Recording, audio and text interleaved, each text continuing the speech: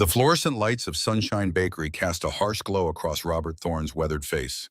His calloused fingers gripped his phone tightly, knuckles white with tension. The pink and purple princess cake behind the glass display case seemed to mock him with its elaborate fondant turrets in delicate sugar flowers. Exactly what Sophie had drawn in her sketchbook for weeks using the broken crayons they'd salvaged from restaurant kids' meals. Exactly what he couldn't afford. "I'm sorry, sir," the teenage cashier's voice held practiced politeness that couldn't mask her impatience. "Store policy requires full payment up front for custom orders." The price tag read $6,500. Robert's wallet contained exactly $27.50, all that remained then after the electric bill and groceries. 6 months ago, before the layoffs at Midwest Mechanical, a $65 cake wouldn't have required a second thought. Behind him, a line of customers shifted restlessly, checking phones and sighing audibly. Heat crawled up Robert's neck as he dialed Sophie's number, his voice dropping to a whisper that still carried in the cramped bakery. "Hey, Princess, Daddy's running a little late." He forced cheerfulness into his tone that didn't reach his eyes. "About your cake, remember how we talked about sometimes having to wait for special things?"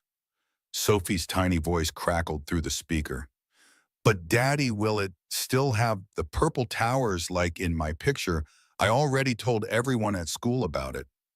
Robert's throat tightened, the crushing weight of failure pressing against his chest. "Sometimes the gifts that mean the most aren't the ones we buy, but the ones we wait for." His voice cracked on the final word, betraying him. "Okay, Daddy." Sophie's brave attempt at hiding disappointment sliced deeper than any complaint could have. "I love you, infinity." "Love you, infinity plus one, kiddo. See you soon." Robert ended the call, pocketing his phone with trembling fingers, painfully aware of the judgmental stares from those behind him. He mumbled an apology to the cashier and turned to leave, nearly colliding with the woman standing directly behind him. She wore a tailored charcoal suit that probably cost more than his monthly rent, her dark hair pulled into a sleek, low bun. At 33, Olivia Bennett looked every bit the formidable CEO of Bennett Technologies, except for the unexpected softness in her eyes. "Excuse me," she said, her voice lower and kinder than Robert expected. "I couldn't help overhearing. Which cake were you looking at?" Robert straightened to his full height, professional pride rising to mask his embarrassment. "It's fine, ma'am. We'll figure something out." Olivia's gaze moved to the princess cake, taking in the elaborate creation that had captured Sophie's imagination. "For your daughter, how old is she?" "Turning 7. Robert managed barely above a whisper. 7 was the age when birthday cakes still held magic, when disappointment could shatter small worlds, when fathers were still superheroes who could fix anything. 7 is special. Olivia said, something shifting in her expression. Not pity, understanding. "I'd like to buy her cake." Robert took an instinctive squint back, his spine stiffening. "That's very generous, but I can't accept that." The bakery had gone quiet, customers pretending not to eavesdrop while hanging on every word. "It's not charity," Olivia countered, her voice steady and assured. "My mother raised me alone, and there were many birthdays when she couldn't afford what I wanted. Someone helped us once when I was about your daughter's age." She paused, seeming surprised by her own candor. "Sometimes the most generous thing we can do is accept help when our children need it." Robert's calloused hands clenched and unclenched at his sides, the internal war between pride and his daughter's happiness raging silently. Sophie's disappointed voice echoed in his mind. "I really can't," he began. Olivia turned to the cashier before he could finish. "I'll take the princess cake and add a dozen cupcakes." She paused, remembering Sophie's sad voice. "Actually make it 2 dozen. And those chocolate coins that look like treasure." The cashier's eyes widened. "That'll be over $200, ma'am." "Perfect." Olivia handed over a sleek black credit card without hesitation. Robert stood frozen pride, warring with the mental image of Sophie's face lighting up when she saw her dream cake. "I don't know what to say." "Say you will let me come to the party," Olivia replied, surprising herself with the request. "I haven't been to a proper birthday party in years." Well, the invitation wasn't planned, but something about the sincerity in Robert's eyes, his obvious love for his daughter despite difficult circumstances, made her want to see this story through. The board meeting that morning, where she'd had to authorize laying off 200 employees to satisfy shareholders, had left a hollow feeling she couldn't shake. Perhaps this small act of kindness could balance the scales, even if just a little. I'm Robert Thorne, he finally said, extending his hand. Olivia Bennett. Her grip was firm, confident. You really don't have to come, Robert insisted. Our place is small, nothing fancy. Olivia's smile softened her professional demeanor. I attend enough fancy events. A real birthday party sounds refreshing. Robert wrote his address on the back of a receipt along with the party time. His handwriting was neat and precise, at odds with his worn work boots and the faded Carhartt jacket that had seen better days. As Olivia took the paper, their fingers brushed briefly. Neither acknowledged the unexpected current that passed between them. Sophie will probably call you the cake fairy, Robert warned with the hint of a genuine smile. She has an active imagination. There are worse things to be called in corporate America, Olivia replied, her professional mask slipping just enough to reveal a glimpse of someone who hadn't always moved through the world with such certainty. The 18-year gap between Robert's cramped duplex and his former life felt like centuries. After Michelle left when Sophie was 4, taking everything but their daughter, he'd rebuilt from nothing. The apartment was small but meticulously maintained, a testament to his determination to provide Sophie with stability despite their circumstances. Each morning, Robert woke at 4:30 a.m. for his shift at Baxter's Hardware, where he advised weekend warriors on home improvement projects they'd probably abandon halfway through. His knowledge of HVAC systems gained through 18 years of installing and repairing commercial systems was wasted on recommending the right furnace filter to suburban homeowners. Evenings brought his second job delivering packages for Mercury Ship, the gig economy's answer to reliable employment. Between shifts, he squeezed in applications for positions that might utilize his actual skills only to face rejection after rejection. 18 years of experience meant little without the degree he'd never had time or money to pursue. The day before Sophie's party, Robert worked double shifts, then stayed up until 2 a.m. transforming their modest living space. Bed sheets became castle walls. Cardboard delivery boxes were cut and painted into turrets, and Christmas lights were rewired into a constellation of stars across the ceiling. His hands, accustomed to the precise work of HVAC installation, crafted delicate paper flowers and fashioned crowns from aluminum foil. The tiny kitchen table, salvaged from a curbside discard, was draped with a purple tablecloth from the dollar store and set with mismatched plates collected from thrift shops. Sophie's drawings, carefully taped to the walls, provided the final touch, a gallery of a child's imagination that no designer could replicate. As dawn broke, Robert surveyed his handiwork with burning eyes. It wasn't perfect, but he'd created something from nothing, the way he always had. Sophie woke with the immediate vibrating excitement only children can muster on their birthdays. She launched herself at Robert's small arms wrapping around his neck. "Did you stay up all night, Daddy? It looks like a real castle." Her gap-toothed smile made every hour of lost sleep worthwhile. "Only the best for Princess Sophie," Robert whispered against her hair, inhaling the scent of the apple shampoo they bought when it was on sale. "Happy birthday, kiddo." "Is the cake fairy really coming?" Sophie asked, wide-eyed with wonder as she took in the transformed living room.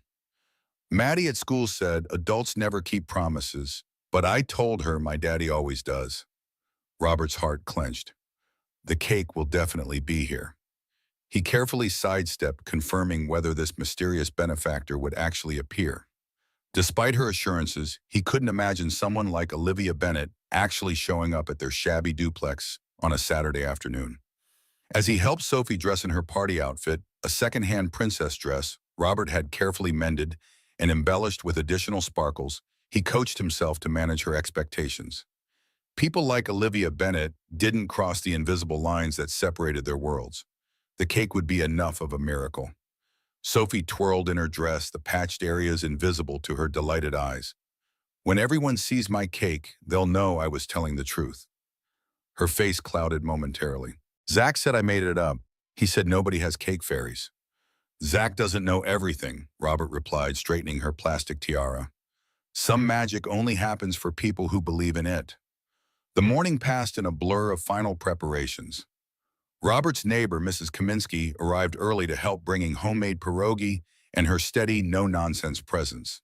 At 73, she'd appointed herself as Sophie's honorary grandmother after Michelle left providing childcare when Robert worked late in a connection to a matriarchal love Sophie otherwise lacked. "You've outdone yourself, Robert," Mrs. Kaminsky pronounced, surveying the transformed apartment. "This princess has a good father." Robert squeezed her shoulder gratefully. "This princess has good people who love her." The first guests arrived precisely at 2 o'clock. Parents Robert recognized from school drop-offs with children clutching store-bought gifts wrapped in bright paper. The duplex quickly filled with the controlled chaos of 7-year-olds, their voices reaching decibel levels that made the adults wince good-naturedly. At 2:30, the bakery delivery still hadn't arrived. Robert checked his phone repeatedly, anxiety building with each passing minute.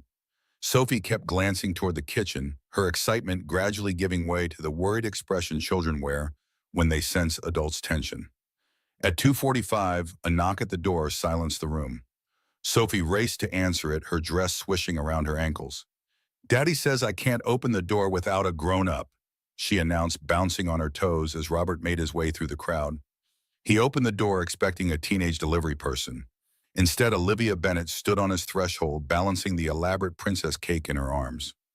She'd exchanged her corporate armor for dark jeans and a simple blue sweater, her hair loose around her shoulders. Behind her, a bakery employee carried trays of cupcakes and chocolate coins. "Special delivery for Princess Sophie," Olivia just announced, her professional confidence momentarily wavering as she took in the child's awestruck expression. Sophie's mouth formed a perfect O. "You're real," she whispered loud enough for everyone to hear. "You're the cake fairy." A ripple of curious murmurs spread through the gathered parents. Robert felt their questioning glances. Who was this polished woman, clearly from a different social stratum, appearing at their door? "Sophie, this is Ms. Bennett," Robert began, trying to establish normalcy. "I'm just someone who believes birthday wishes should come true," Olivia interrupted smoothly, kneeling to Sophie's level despite her designer jeans. "Especially for 7-year-old princesses who draw beautiful pictures." Sophie's eyes widened further. "You saw my picture, Daddy?" "She saw my picture." Robert guided Olivia and the bakery worker inside, hyper-aware of the contrast between Olivia's evident wealth and the humble surroundings he'd worked so hard to beautify. The handcrafted decorations that had seemed charming in isolation now looked painfully makeshift next to Olivia's cashmere sweater and the professional elegance of the cake. The bakery employee set up the desserts while Olivia stood slightly apart, clearly unsure of her place in this gathering. Robert noticed her taking in the transformed space, the bedsheet castle walls, the hand-painted cardboard turrets, the intricate paper flowers with an expression he couldn't quite decipher. "You did all this yourself," she said quietly when he approached with a paper cup of fruit punch. Not a question, but an observation. "HVAC guys are good with our hands," Robert replied with a self-deprecating shrug. "Function over form, but it works." "It's extraordinary," Olivia countered, surprising him with her sincerity.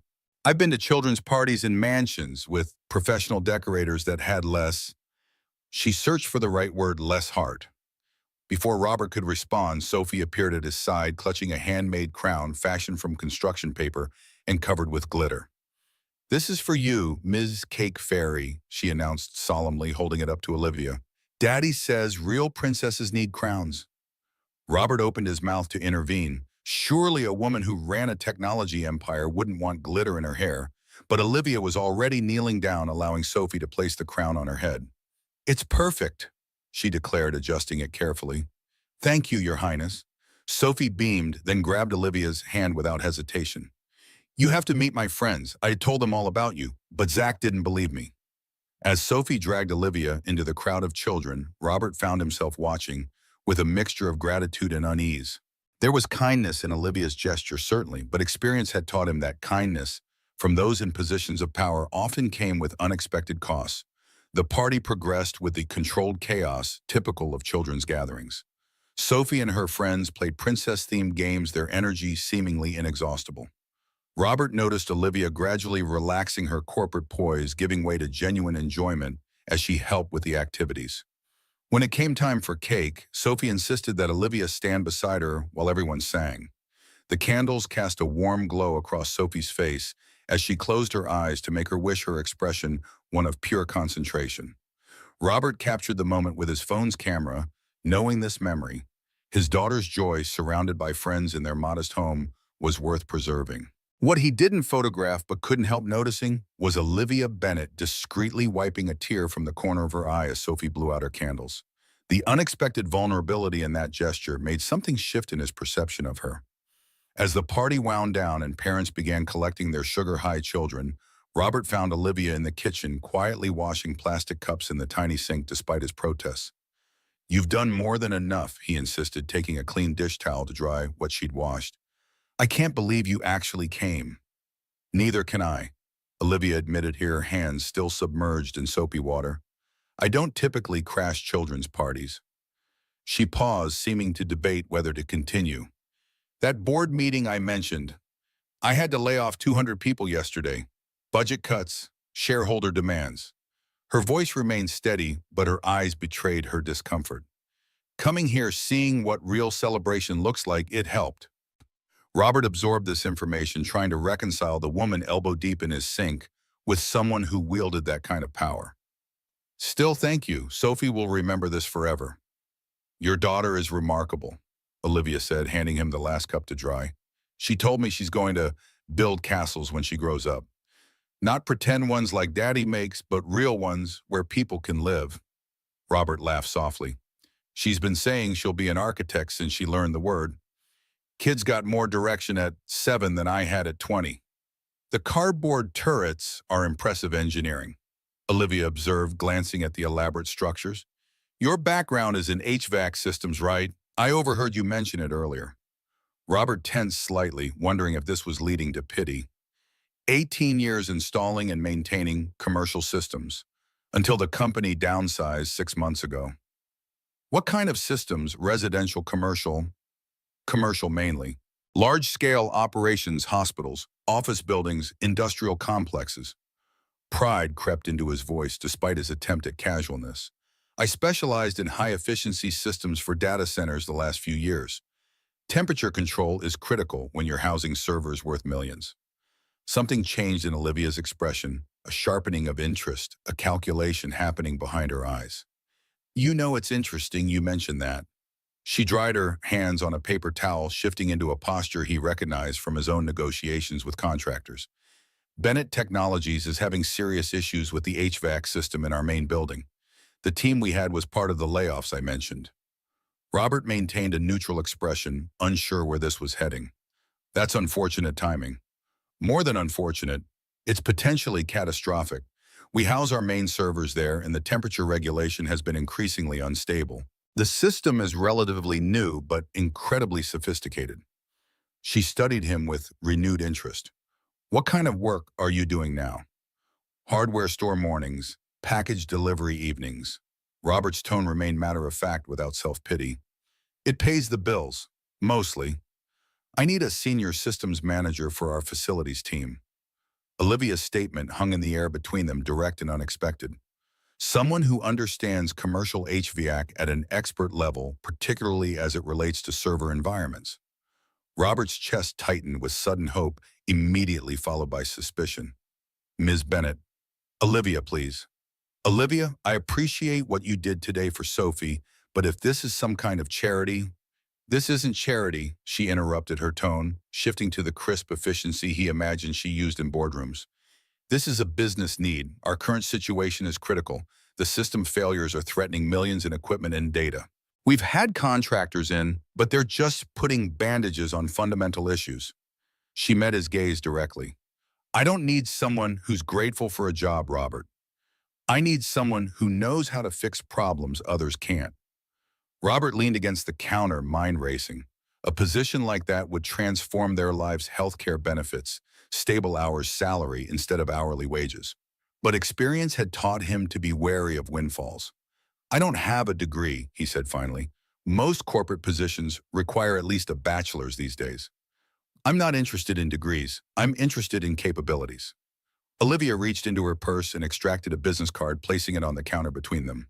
"If you're interested, come to this address Monday morning, 9 o'clock.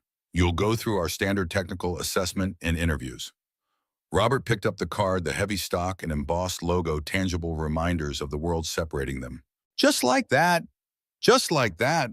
Olivia glanced toward the living room where Sophie was showing Mrs. Kaminsky how to wear her tiara correctly. For what it's worth, anyone who can create all this, she gestured to the transformed apartment, can probably handle whatever challenges our system throws at them. Before Robert could respond, Sophie burst into the kitchen, still riding her birthday high. Daddy, Mrs. K says I can keep my crown on until bedtime, even though it's past my normal crown-wearing hours. Her eyes landed on Olivia's business card in Robert's hand. What's that? Ms. Bennett thinks Daddy might be able to help fix some problems at her building, Robert explained, carefully neutral. Sophie's eyes widened with immediate understanding. Because Daddy can fix anything, he fixed Mrs. K's air conditioner when it was making the scary noise, and he fixed Mr. Rivera's heater when his baby was cold. She turned to Olivia with absolute conviction. Daddy says some people know things from books, but he knows things from his hands and his head together. Olivia smiled at Sophie's fierce advocacy. That's exactly the kind of knowing we need. Will I get to see your castle? Sophie asked, making the intuitive leap that important people naturally lived in castles. It's an office building, not a castle, Robert corrected gently. Surely, Olivia countered, our main campus has a central glass atrium that many people say looks like a modern castle. I think Sophie would find it quite impressive. Sophie's eyes lit up. Can I draw it when we visit? The presumption of when rather than if hung in the air, Sophie's certainty creating its own gravity. Robert felt the pull of possibility warring with his ingrained caution. We'll see, Princess, he hedged, unwilling to make promises he couldn't keep. Miss Bennett is very busy and her building is full of important people doing important work. But you're important too, Daddy, Sophie insisted with the unshakable faith of childhood. You make things better when they're broken. An uncomfortable silence fell Sophie's innocent assessment, cutting closer to truths neither adult was prepared to acknowledge. Robert's importance in his daughter's universe stood in stark contrast to his current economic reality. Olivia's professional success existed alongside the human cost of her recent business decisions. I should go, Olivia said, finally recognizing the growing complexity of the situation. Thank you for allowing me to be part of Sophie's day. As Robert walked her to the door, Sophie ran ahead to gather one last parting gift, a drawing she'd made earlier showing 3 figures holding hands beneath a crayon sun. This is you, and this is me, and this is Daddy, she explained, pointing to each figure in turn. I made your hair extra pretty. Olivia accepted the drawing with surprising reverence. This is beautiful, Sophie. I'll put it up in my office. Promise, Sophie pressed with the intensity children reserve for adult commitments. I promise. Olivia's voice held the same gravity she might use when closing a multi-million-dollar deal. At the doorway, Robert extended his hand formally. Thank you again. Olivia shook it, the professional gesture at odds with the glitter still clinging to her hair from Sophie's crown. Monday, 9 o'clock. The address is on the card. I'll consider it, Robert replied, unwilling to commit despite the opportunity it represented. Olivia nodded, understanding his reservation.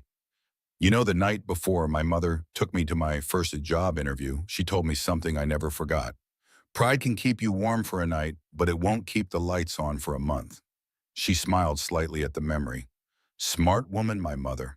With that, she was gone, leaving behind the lingering scent of expensive perfume and the whisper of possibility in the cramped duplex. After Sophie finally crashed from her sugar high and fell asleep clutching her new art supplies, Robert sat at the kitchen table, Olivia's business card propped against the salt shaker. Bennett Technologies was a Fortune 500 company, their sleek campus downtown, a world away from the hardware store where he stocked shelves. People like him didn't simply walk into jobs like that, especially not through chance encounters with CEOs and bakeries. His laptop, an outdated model that protested when running anything more demanding than basic browsing, wheezed to life as he searched for information about Bennett Technologies and their enigmatic CEO. Article after article detailed Olivia Bennett's meteoric rise, Stanford MBA, strategic innovations that transformed her family's struggling tech company into an industry leader, recognition as one of the youngest female CEOs in the sector. Nothing in her history suggested impulsive hiring practices or charity cases. The woman who had stood in his kitchen, hands submerged in soapy water, commanded a corporate empire worth billions. It made no sense that she would offer him a position based on a brief conversation at a child's birthday party, unless the need was genuinely as dire as she claimed. Robert's expertise in commercial HVAC systems, particularly those designed for sensitive environments like data centers, was specialized knowledge. If their system was truly failing and their in-house team had been casualties of corporate restructuring, the thought of sophisticated equipment being mishandled made him wince. He'd seen it before: expensive systems compromised by inadequate maintenance or poor understanding of their integrated components. Temperature fluctuations in server environments could cause catastrophic failures, potentially costing millions in equipment damage and data loss. Still, the timing felt too convenient, the opportunity too perfect. Robert had learned the hard way that when something seemed too good to be true, it usually was. Michelle had taught him that lesson thoroughly when she emptied their bank accounts and disappeared while he was working a double shift, leaving only a note explaining she needed more than the life he could provide. His phone chimed with a text from his evening job supervisor. Tomorrow's delivery route had been extended, adding an extra 2 hours without additional pay. The message ended with the typical "we appreciate your flexibility" corporate speak that translated to "refuse and we'll find someone more desperate." Robert glanced from his phone to the business card and back again.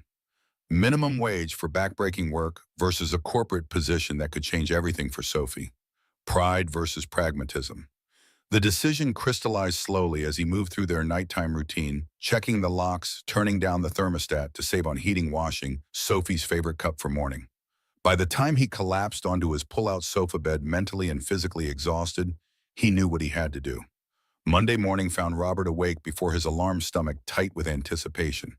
He'd called in sick to the hardware store the first time he'd missed work in 6 months and arranged for Mrs. Kaminsky to take Sophie to school. His one presentable outfit, a navy button-down and khaki pants he normally reserved for parent-teacher conferences, felt woefully inadequate for a corporate interview. Sophie, perceptive as always, noticed his nervousness at breakfast. "Are you going to fix the fairy's castle today, Daddy?" Robert smoothed her hair, buying time to formulate an answer that wouldn't create false expectations. "I'm going to talk to some people at Ms. Bennett's company. They might need someone like me to help with their systems." "They will," Sophie stated with absolute certainty, spreading peanut butter on her toast with methodical precision. "Because you can fix anything, even when Mommy left, and I was sad you fixed that too." Robert's throat tightened at her simple faith. "Some things can't be fixed, Soph. They just get different. Different can be good though, right?" Her small face turned up to his, searching for confirmation. "Like how our apartment is different from a real castle, but it's still good." "Yeah, kiddo, different can be very good." Robert pressed a kiss to the top of her head, inhaling the apple-scented shampoo that grounded him in what mattered most. "Now finish your breakfast. Mrs. K will be here soon."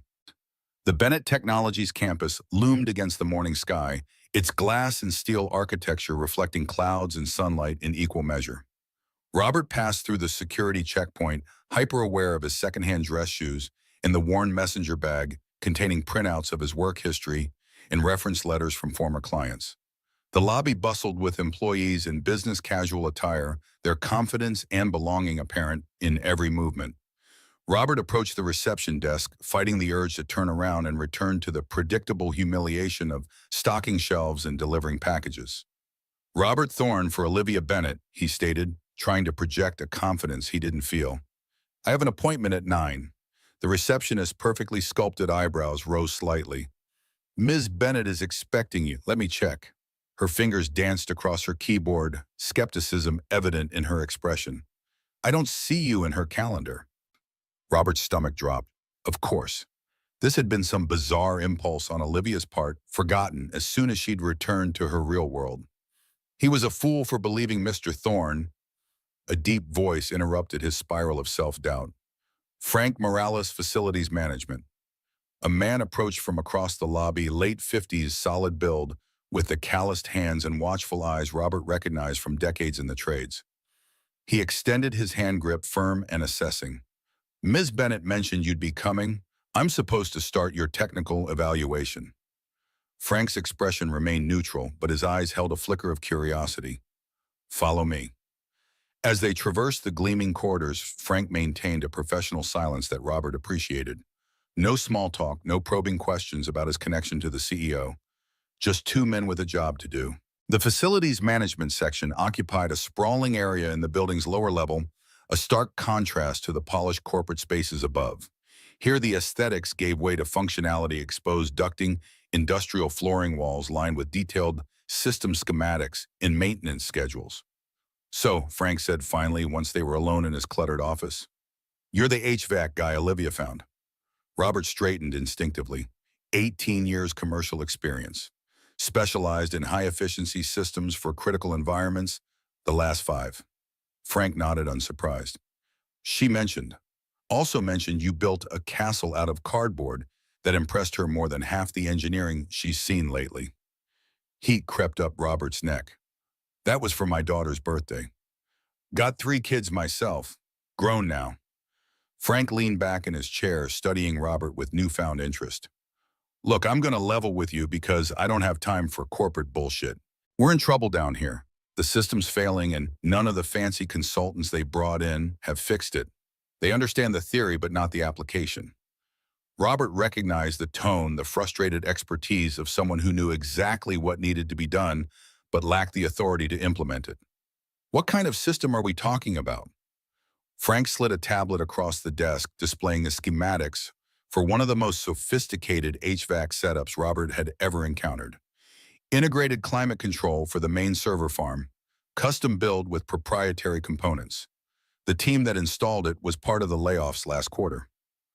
Robert absorbed the details with growing interest, professional instincts overriding his personal reservations. "These temperature fluctuations are concerning. How long has it been unstable?" "Getting worse for about 6 weeks. We had a near shutdown last Friday." Frank's expression darkened. "If those servers go down, we're looking at millions in damage, not counting the data loss." Robert studied the maintenance logs, noting patterns that raised immediate red flags. "Who's been handling the interim maintenance?" "External contractor who doesn't know the system. Band-Aid solutions." Frank's disgust was palpable. "Corporate types don't understand. You can't just plug any technician into a specialized system like this." For the first time since entering the building, Robert felt on solid ground. This wasn't charity or a bizarre whim. This was a genuine crisis in his area of expertise. He could almost see the problems cascading through the system, one adjustment triggering failures elsewhere. "I'd need to see the physical setup," he said, already mentally troubleshooting based on the schematics. Frank's posture relaxed incrementally. "That's the next part of your evaluation. But before we go there, you should know what you're walking into." He leaned forward, voice lowering. "James Wilson, our operations director, is against bringing in someone without corporate credentials. He's pushing to replace the entire system rather than fix it a $20 million project he'd oversee." Robert absorbed this information, understanding the corporate politics at play. "So Ms. Bennett is looking for alternatives." "Ms. Bennett is looking for someone who can actually solve the problem," Frank corrected. "Wilson has an MBA from Wharton and couldn't change his own air filter, but he's got the ear of several board members." The situation clarified in Robert's mind the technical challenge, the political landscape, the stakes involved. This wasn't just about a job opportunity. It was about demonstrating that practical expertise could triumph over theoretical knowledge backed by credentials. "When do I meet him?" Robert asked, already anticipating the confrontation. Frank's weathered face broke into its first genuine smile. "After you see the system, assuming you still want the job once you understand what you're up against." The server room hummed with the contained energy of millions of dollars worth of technology, the air noticeably fluctuating between too cool and too warm, subtle shifts that the average person might not detect, but that made Robert's professional instincts sound alarms. The sophisticated HVAC system controlling this environment was failing incrementally, putting the entire operation at risk. Frank stood back, watching Robert's methodical inspection with the respect one craftsman accords another. No interference, no unnecessary conversation, just space to work. Robert moved through the space with practiced efficiency, noting discrepancies between the system's design specifications and its current operation. His fingers traced connections, eyes scanning for the telltale signs of stress that machines exhibit before catastrophic failure. Each component told part of a story of excellent initial design compromised by inadequate maintenance and inappropriate modifications. "Who approved these bypass adjustments?" he asked, finally pointing to a jury-rigged connection that made him wince internally. Frank's expression darkened. The contractors Wilson brought in last month said it was a temporary solution.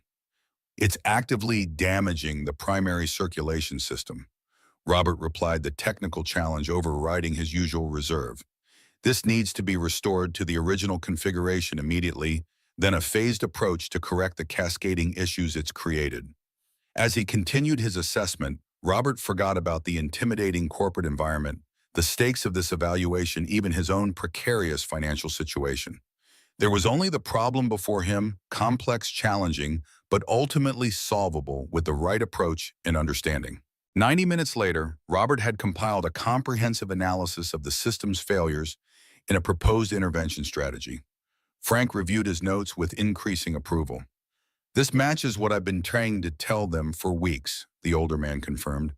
But coming from me, it's just the complaints of an outdated tradesman. Coming from you with your specialized experience, it might actually get through. Robert recognized the bitter undertone in Frank's voice, the frustration of expertise dismissed due to position rather than validity. They should have listened to you from the beginning.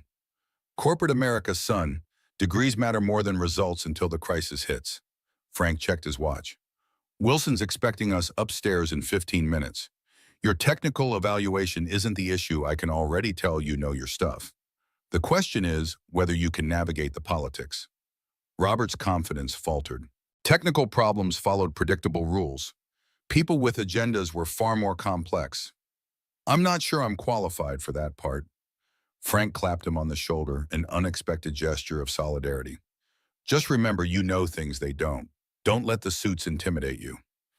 The executive conference room on the 30th floor offered a panoramic view of the city, a physical manifestation of the distance between decision makers and those who implemented their decisions. James Wilson stood at the head of the gleaming table, his tailored suit and carefully styled hair, presenting an image of corporate success. At 35, he was younger than Robert, but projected an authority born of privilege and pedigree. Ah, Mr. Thorne. Wilson's smile didn't reach his eyes. Frank has been showing you our little problem downstairs, I understand. Robert bristled at the dismissive characterization but maintained his professional demeanor. I've completed a preliminary assessment of the HVAC system supporting your server infrastructure. There are multiple critical issues requiring immediate attention. Wilson gestured toward an empty chair, his posture suggesting he was humoring this intrusion into his domain. Yes? Well, we have proposals from several top engineering firms to replace the entire system. Much cleaner solution than patchwork repairs. Replacing the system would be an unnecessary expense. Robert countered, remaining standing as he placed his tablet on the table. The current configuration is actually exceptionally well designed. The failures stem from inappropriate modifications and maintenance protocols. Wilson's smile tightened. I appreciate your hands-on perspective, Mr. Thorne, but our analysts have determined. The conference room door opened, interrupting Wilson mid-dismissal. Olivia Bennett entered, her corporate armor fully in place, charcoal suit hair, pulled back, expression unreadable.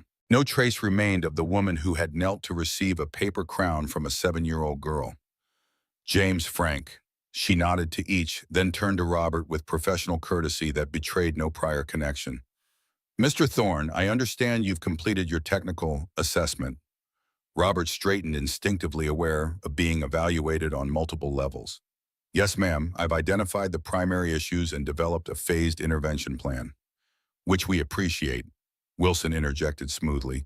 But as I was explaining, replacement is the more prudent approach given the critical nature of. I'd like to hear Mr. Thorne's assessment. Olivia interrupted, taking a seat and gesturing for Robert to continue. For the next 20 minutes, Robert outlined his findings with the precise technical language and confident delivery that had once made him the go-to system specialist for high-priority clients. He explained the cascading failures triggered by inappropriate modifications, the projected timeline for system collapse if left uncorrected, and his proposed intervention strategy. Throughout his presentation, Wilson's expression grew increasingly sour, while Olivia listened with focused attention, asking occasional questions that demonstrated her grasp of the technical concepts involved. Bottom line, Robert concluded, your system doesn't need replacement. It needs proper maintenance and restoration of its original design integrity with targeted upgrades to specific components. The cost difference is substantial. Wilson cleared his throat, reasserting his position. While this analysis is interesting, it fails to account for the business continuity risks. Our shareholders expect us to make sound financial decisions. Olivia cut in, her tone pleasant but unyielding. Mr. Thorne, what would your approach cost versus full replacement? Robert met her gaze directly.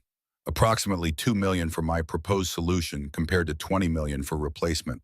With proper maintenance protocols implemented afterward, you'd extend the current system's life by at least 5 years. An uncomfortable silence fell over the room. Wilson's proposal had just been effectively dismantled by a man in second-hand dress shoes who had spent the previous day stocking shelves at a hardware store. This is all very enlightening, Wilson finally said, voice tight with controlled anger. But I'm curious, Mrs. Bennett, how did Mr. Thorne come to our attention? He doesn't seem to have the credentials we typically require for senior positions. The subtle emphasis on credentials hung in the air, the implication clear. Robert tensed, preparing for the revelation that would frame him as a charity case the unemployed single father Olivia had taken pity on. Mr. Thorne came highly recommended by industry contacts for his expertise in precisely the systems we use, Olivia replied smoothly, no hint of their actual meeting in her tone. His hands-on experience with our exact configuration makes him uniquely qualified to address our current crisis. Robert kept his expression neutral, understanding the gift she'd just given him. Professional dignity, a chance to be judged on his capabilities rather than his circumstances. I see, Wilson replied clearly, not believing this explanation, but unable to challenge his CEO directly. Well, it's certainly an alternative perspective worth considering. It's more than that, Olivia corrected, standing to signal the meeting's conclusion. Mr. Thorne, can you start immediately if we offer you the position? The directness of the question caught Robert off guard. I would need to arrange childcare for my daughter, he answered honestly. But otherwise, yes. Something flickered across Olivia's expression. Recognition of the practical challenges single parenthood presented even in the face of professional opportunity. Our company has a family-friendly policy that includes emergency childcare options and flexible scheduling for parents. Frank can brief you on those details. Wilson's jaw tightened visibly. We haven't finalized the hiring decision. There are protocols, background checks, all of which can proceed while Mr. Thorne begins addressing our immediate system crisis. Olivia interrupted, her tone, making it clear the decision was made. Frank, please get Mr. Thorne whatever access and resources he needs. James will discuss the budget reallocation this afternoon. With that, she exited the conference room, leaving behind a palpable shift in the room's power dynamics. Wilson gathered his materials with barely concealed fury, departing without another word to Robert or Frank. Once they were alone, Frank released a low whistle. Well, that was something. I haven't seen Wilson shut down that thoroughly in years.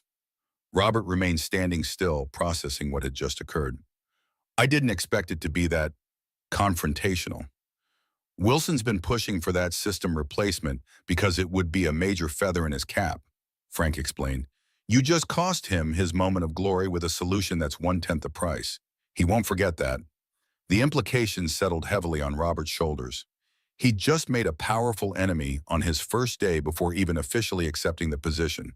Is this how it always works here? Frank's weathered face creased with unexpected humor. Welcome to corporate America, son. The HVAC systems are a lot easier to fix than the people operating them.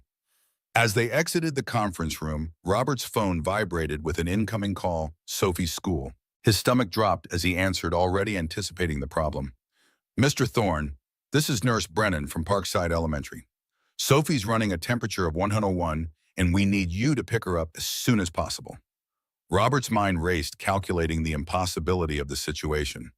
His first day at a potential job that could transform their lives, a critical system failure he'd just been authorized to address, and now Sophie needed him immediately. Frank watched the internal struggle play out on Robert's face, understanding dawning in his eyes. Your kid, Robert nodded, covering the phone briefly.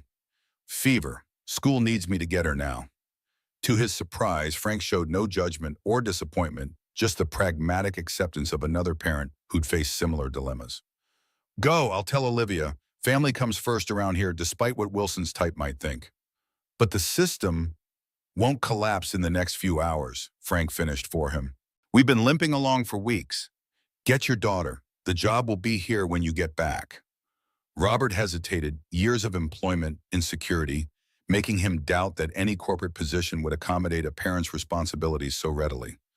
I'll be there in 20 minutes, he told the nurse, decision made. To Frank, he added, please tell Ms. Bennett I'll return as soon as I can make arrangements for Sophie. Just go, Frank repeated, his expression softening with understanding. Some things are more important than HVAC systems, even multi-million-dollar ones. As Robert hurried toward the elevator, the weight of his decision pressed against his chest. He'd waited months for an opportunity like this, a chance to rebuild their lives, to provide Sophie with stability and security. Now, on the very threshold of that opportunity, he was walking away to pick up his sick child. The elevator doors closed on the gleaming corporate world he'd briefly glimpsed, leaving him alone with his reflection in the polished metal. In it, he saw not the desperate failure he'd feared becoming, but a father making the only choice he could live with. Some systems, once broken, could never be repaired. Sophie had already lost one parent to ambition and selfishness. Robert would not let her lose the only one she had left, not even for the sake of their future security. The pediatric urgent care center buzzed with the subdued energy of sick children and worried parents. Robert sat in an uncomfortable plastic chair, Sophie's feverish body curled against his chest, her favorite stuffed rabbit clutched in one hand.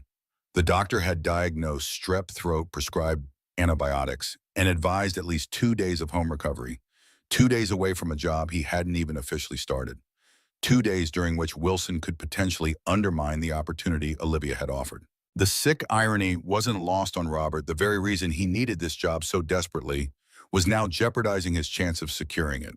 Daddy, Sophie murmured against his shirt, her voice raspy.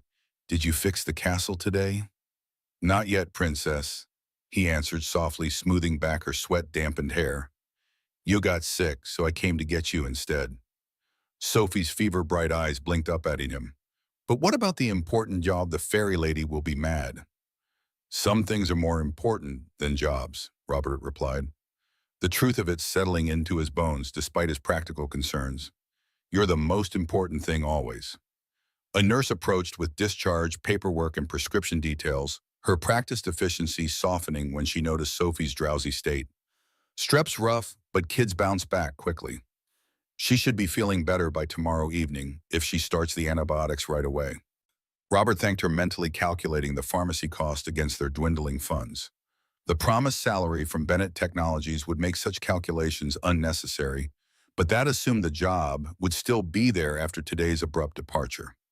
As he gathered their belongings, balancing Sophie and her backpack, a familiar figure appeared in the clinic doorway. Olivia Bennett stood scanning the waiting room, her corporate attire making her conspicuously out of place among the harried parents and sick children. Their eyes met across the room, surprise registering on both faces. Olivia approached cautiously, her expression shifting to concern as she took in Sophie's flushed cheeks in listless posture. Frank told me what happened, she said quietly, maintaining a respectful distance. I wanted to check if there was anything you needed. Robert blinked, momentarily speechless at finding his potential CEO standing in a pediatric clinic. That's very considerate, but unnecessary. We're managing. Sophie stirred against his chest, bleary eyes focusing on Olivia. Cake fairy, she whispered, a ghost of her usual smile appearing despite her discomfort. Did Daddy fix your castle? Olivia's professional demeanor softened immediately.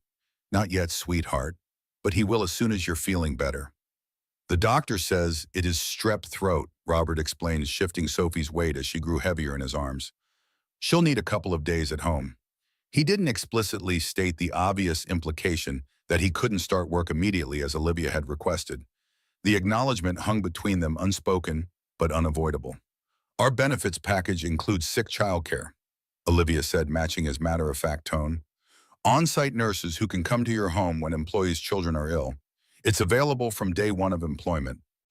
Robert's surprise must have shown on his face because she continued, it's a practical business decision, not charity. Parents make reliable employees when they don't have to choose between their children and their jobs. Before Robert could respond, a pharmacy technician called his name, indicating his prescription was ready. Olivia gestured for him to handle it, a silent acknowledgement of the priorities at hand. When he returned with Sophie's medication, Olivia had moved to a quieter corner of the waiting room away from the crowded seating area. She held out a folder containing employment documents. Your position is systems manager, reporting to Frank Morales. Your salary is noted on page 3, along with benefits details. Her tone remained professional, but with an underlying warmth that hadn't been present in the corporate conference room. You can start officially once Sophie is well enough for school.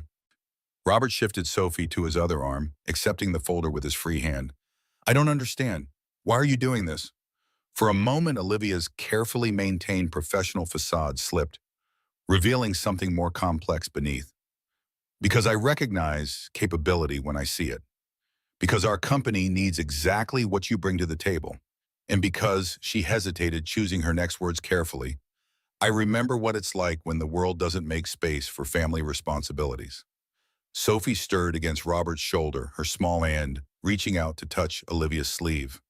Are you going to help Daddy fix things? He says some jobs are too big for just one person. The simple question hung in the air between them, laden with meanings beyond a child's understanding. Olivia looked from Sophie to Robert, something unreadable passing across her expression. Yes, she answered finally with the same gravity she'd used when accepting Sophie's drawing. I think we'll fix things together. As they parted ways in the clinic parking lot, Robert to take Sophie home for rest and medicine, Olivia to return to the corporate world that defined her public identity, and unspoken understanding passed between them. This wasn't merely about employment or even a failing HVAC system. It was about recognition across the invisible boundaries that separated their worlds and the possibility that those boundaries might be more permeable than either had believed. Robert watched Olivia's sleek car pull away, Sophie drowsing against his chest, the employment folder tucked securely under his arm. For the first time in 6 months, the weight on his shoulders felt lighter, not because their problems were solved, but because he no longer faced them completely alone. Sometimes the most unexpected connections formed in the spaces between worlds: a CEO in a bakery, a father building castles from cardboard, a child who saw magic where adults saw only limitations. Whether those connections could withstand the pressures of reality remained to be seen, but for now the possibility itself was enough to sustain hope. Sophie's fever broke the following morning, her natural resilience asserting itself against the strep infection. Robert watched her color improve as she sat propped against pillows on their worn couch, her favorite cartoon playing on the tablet they'd saved months to purchase. The employment folder from Bennett Technologies lay open on the kitchen table, its contents studied and restudied throughout the night while Sophie slept. The salary figure made Robert's breath catch each time he looked at it, triple his current combined income from 2 exhausting jobs. Healthcare benefits that would cover Sophie's checkups and prescriptions without the agonizing calculations of whether medicine or rent took priority this month. A 401k with company matching that would allow him for the first time since Michelle left to think beyond immediate survival. It seemed impossible, this sudden reversal of fortune. People like him didn't simply stumble into corporate positions with corner offices and catered lunches.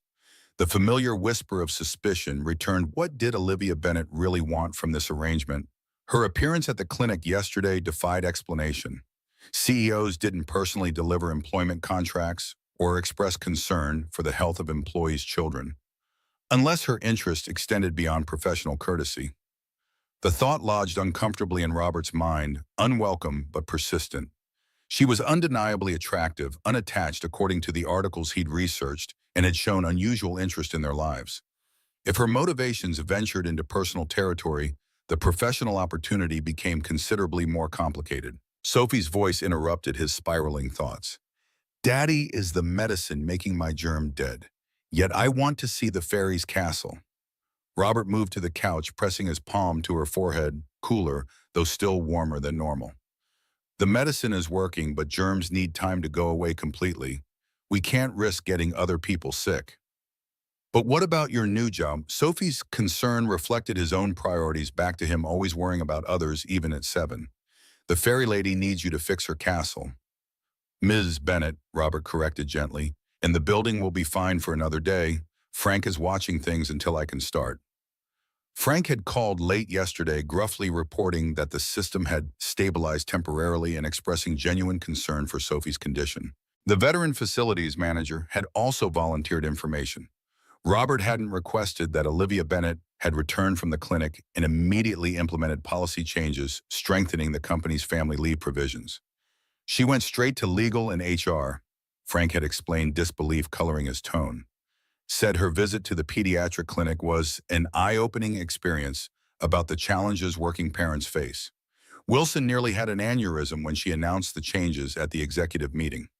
Now, as Sophie dozed off again, medication pulling her toward healing sleep, Robert's phone chimed with a text from Olivia herself. "How is Sophie today? No pressure to respond or report to work. System stable for now." The direct communication from the CEO to a technically not yet employed facilities manager violated every corporate hierarchy Robert had ever encountered. He hesitated before replying, "Fever down. Doctor says contagious for 24 hours after starting antibiotics. Can report tomorrow if needed." Her response came immediately, "Tomorrow is perfect. Bringing Sophie, our family room is available if needed." The casual mention of bringing his sick child to a corporate environment struck Robert as surreal. His previous employers had barely tolerated phone calls from school, let alone the actual presence of children in the workplace. "She should be well enough for school tomorrow. Thank you for the option." Three dots appeared, disappeared, then reappeared, suggesting Olivia was composing, deleting, and recomposing her response, a surprisingly human gesture from someone whose public persona projected unwavering confidence. "Finally, looking forward to having you officially on board. The team has been briefed. Frank is eager for your return." Robert set the phone aside, unsettled by the exchange. In his experience, good fortune always came with hidden costs. Nothing was freely given, especially by those with power. Yet Olivia's actions thus far had been consistently supportive without obvious ulterior motives. Perhaps the most disorienting aspect was the speed of the transformation. 72 hours ago, he'd been canceling a birthday cake he couldn't afford. Tomorrow, he'd walk into an executive position with benefits most Americans spent decades working toward. The whiplash between scarcity and opportunity left him dizzy with possibility and suspicion in equal measure. As Sophie slept peacefully, medication fighting her infection, Robert allowed himself to hope cautiously, with the practiced restraint of someone accustomed to disappointment, that this opportunity might be exactly what it appeared, a chance to rebuild their lives on more solid ground. Monday morning arrived with Sophie declared well enough for school, and Robert dressed in his one presentable outfit, freshly ironed but unmistakably dated compared to the business casual he had observed at Bennett Technologies. They stood together at their door, Sophie's backpack filled with makeup assignments and Robert's messenger bag containing the signed employment documents. "Remember, Mrs. K will pick you up if I'm not done by school's out," Robert reminded, kneeling to straighten Sophie's collar. "And the nurse has my work number if you start feeling bad again." Sophie nodded solemnly, then reached up to straighten his tie with the same careful attention he'd given her collar. "You look handsome, Daddy, like the dads on TV who have important meetings." Robert's throat tightened at her innocent assessment. "Just fixing air conditioners, kiddo. Not exactly world-changing work. But if the air doesn't work, then the computers don't work. And if the computers don't work, the whole world gets messed up," Sophie reasoned with flawless 7-year-old logic. "So you're fixing the whole world, basically." Robert laughed despite his nerves, Sophie's perspective cutting through his anxiety. "When you put it that way, I'd better not mess up." The Bennett Technologies campus appeared different in morning light, less intimidating, more purposeful, as employees streamed through its glass doors clutching coffee cups and briefcases. Robert's employee badge had been processed with remarkable efficiency, waiting for him at security, along with an escort to take him directly to the facilities management section. Frank greeted him with a firm handshake that communicated more than words: professional respect, acknowledgement of Robert's choice to prioritize his daughter, and subtle warning about the day ahead. "Wilson's been busy while you were gone. Called in an outside engineering consultant who's backing his replacement plan." Robert absorbed this information with growing unease. Office politics had already formed battle lines around him before he'd even officially started. "What's our play here?" Frank's weathered face creased with approval at the hour. a small but significant indicator that Robert understood teamwork transcended corporate hierarchy. Olivia's called a meeting at 10. The consultant will present his assessment, then you'll counter with yours. She specifically requested both views before making a final decision.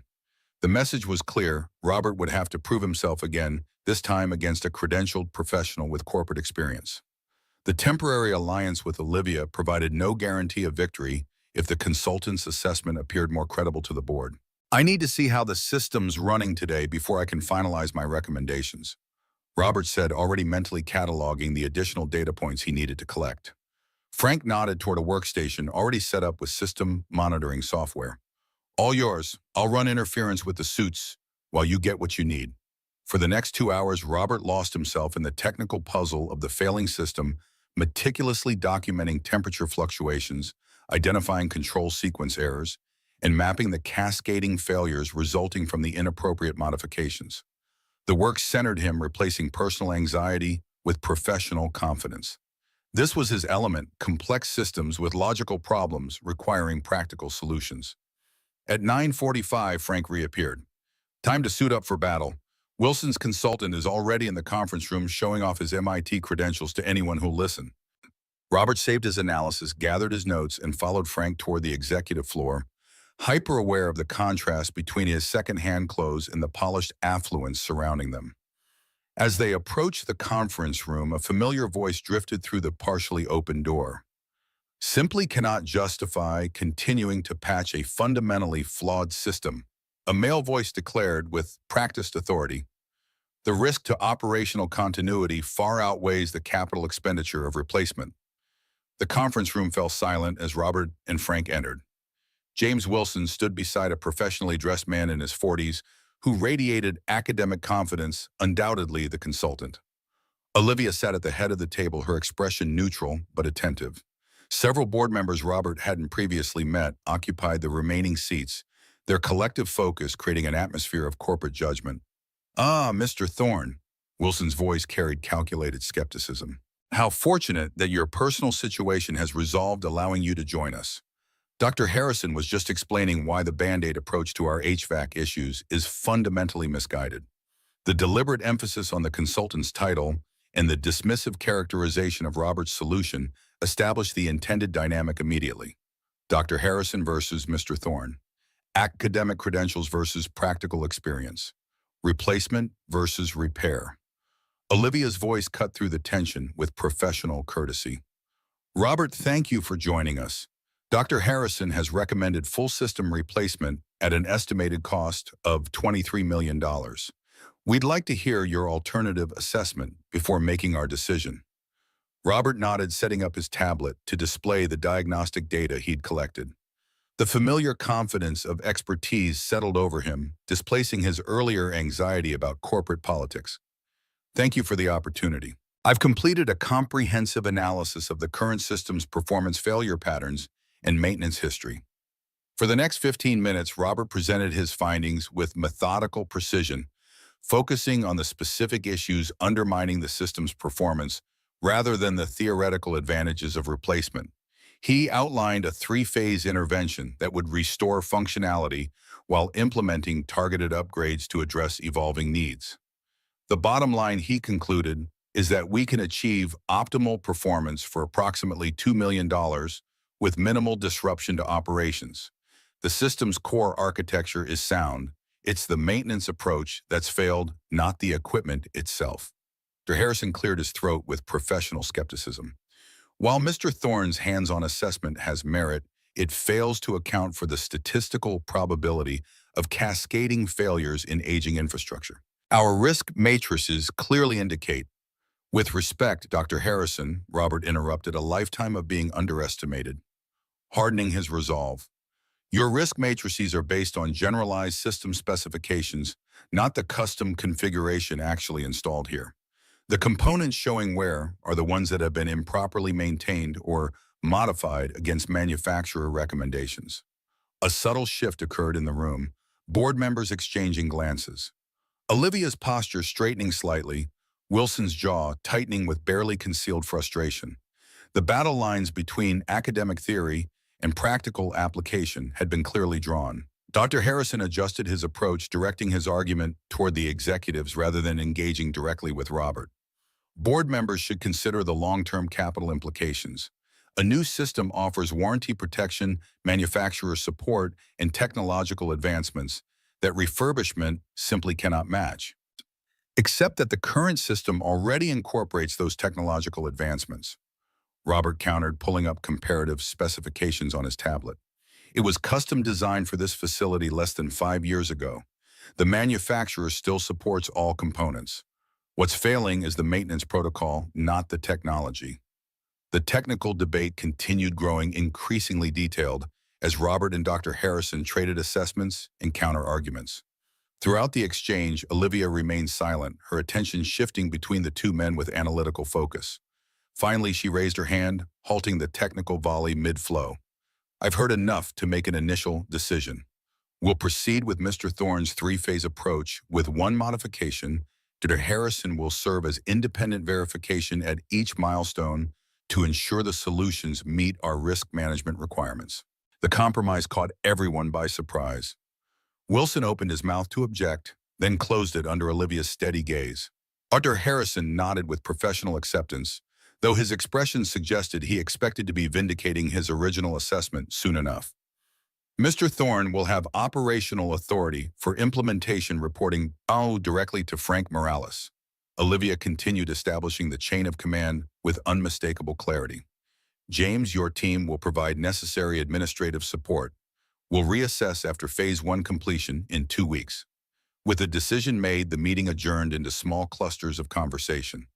Robert found himself face-to-face with Dr. Harrison, who studied him with reluctant professional curiosity. Interesting approach to the condensation issues on the Eastern input manifold, the consultant admitted grudgingly. Not textbook, but potentially effective.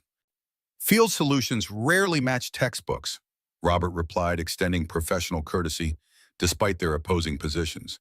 18 years of retrofitting these systems teaches you to work with what's actually there, not what should theoretically be there. Dr. Harrison's expression shifted slightly, academic certainty yielding incrementally to practical wisdom. I still believe replacement offers better long-term value, but your analysis of the control sequence failures was thorough. The consultant's provisional acknowledgement of Robert's expertise represented a small victory in the larger battle for professional respect. Before Robert could respond, Wilson appeared at Dr. Harrison's elbow, steering him away with barely concealed urgency, clearly concerned about fraternization between his chosen expert and the upstart threatening his plans. Frank materialized at Robert's side, watching Wilson's retreat with grim satisfaction. Round 1 goes to the practical man. But Wilson won't give up his replacement plan, easily too much potential glory in a $23 million project with his name attached. Why does Olivia care so much about this particular system? Robert asked quietly, the question that had been nagging at him since their first encounter. CEOs don't typically get involved in facilities decisions at this level of detail. Frank hesitated, glancing around to ensure they weren't overheard. The system controls environment for the Phoenix Project servers, Bennett Technologies' next-generation AI platform. If those servers go down, the company loses its competitive edge in the market. Billions in potential revenue and years of research at risk. The stakes clarified in Robert's mind. This wasn't merely about cost savings or operational efficiency. It was about protecting the company's future against both external competition and internal politics. Olivia's interest wasn't personal or charitable. It was fiercely practical. As the conference room emptied, Olivia approached, her professional demeanor firmly in place. Your assessment was compelling. I'm particularly interested in your proposal for monitoring system adjustments in real time rather than relying on quarterly maintenance cycles. Most failures occur between scheduled maintenance, Robert explained, shifting fully into his area of expertise. Real-time monitoring catches problems before they cascade into critical failures. Implement that first, Olivia directed, her focus entirely professional. I want daily reports until the system stabilizes, then we can discuss the appropriate ongoing cadence. The interaction remained purely business-focused, with no reference to their previous personal encounters or Sophie's health, a clear signal that within these walls their relationship was strictly professional. Robert appreciated the boundary, relieved that his concerns about potential personal complications appeared unfounded. As Olivia departed for her next meeting, Frank clapped Robert on the shoulder with unexpected enthusiasm. Congratulations, you've survived your first executive showdown. Now the real work begins. The next week passed in a blur of technical challenges and corporate adjustments. Robert divided his time between hands-on system repairs and navigating the unfamiliar terrain of corporate protocols. Frank proved an invaluable guide to the unwritten rules of the organization, while Robert's growing team of technicians responded positively to his practical leadership approach. Sophie adapted to the new schedule with resilient enthusiasm, proudly telling her teachers and friends about her father's important job fixing the fairy's castle computers. The increase in income allowed Robert to enroll her in the after-school art program she'd longed for, where her architectural drawings of increasingly elaborate castles earned praise from instructors impressed by her spatial awareness and creativity. Their home life stabilized into a new routine, mornings less rushed, without the hardware store shift, evenings free from exhausting package deliveries. For the first time in years, Robert had energy to help with homework, cook proper meals, and listen to Sophie's elaborate stories without the bone-deep fatigue that had previously colored their interactions. The professional challenges, however, grew increasingly complex. As Robert implemented the first phase of system repairs, Wilson's opposition evolved from direct confrontation to bureaucratic obstruction.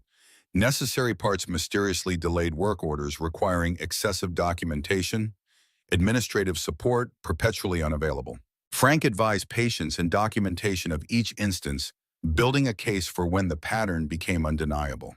Wilson's smart enough not to leave fingerprints, but consistent obstruction eventually becomes visible, even to those who don't want to see it. On Thursday morning, 10 days into implementation, the system monitoring alerts triggered at 3:17 a.m., sending notifications to Robert's phone.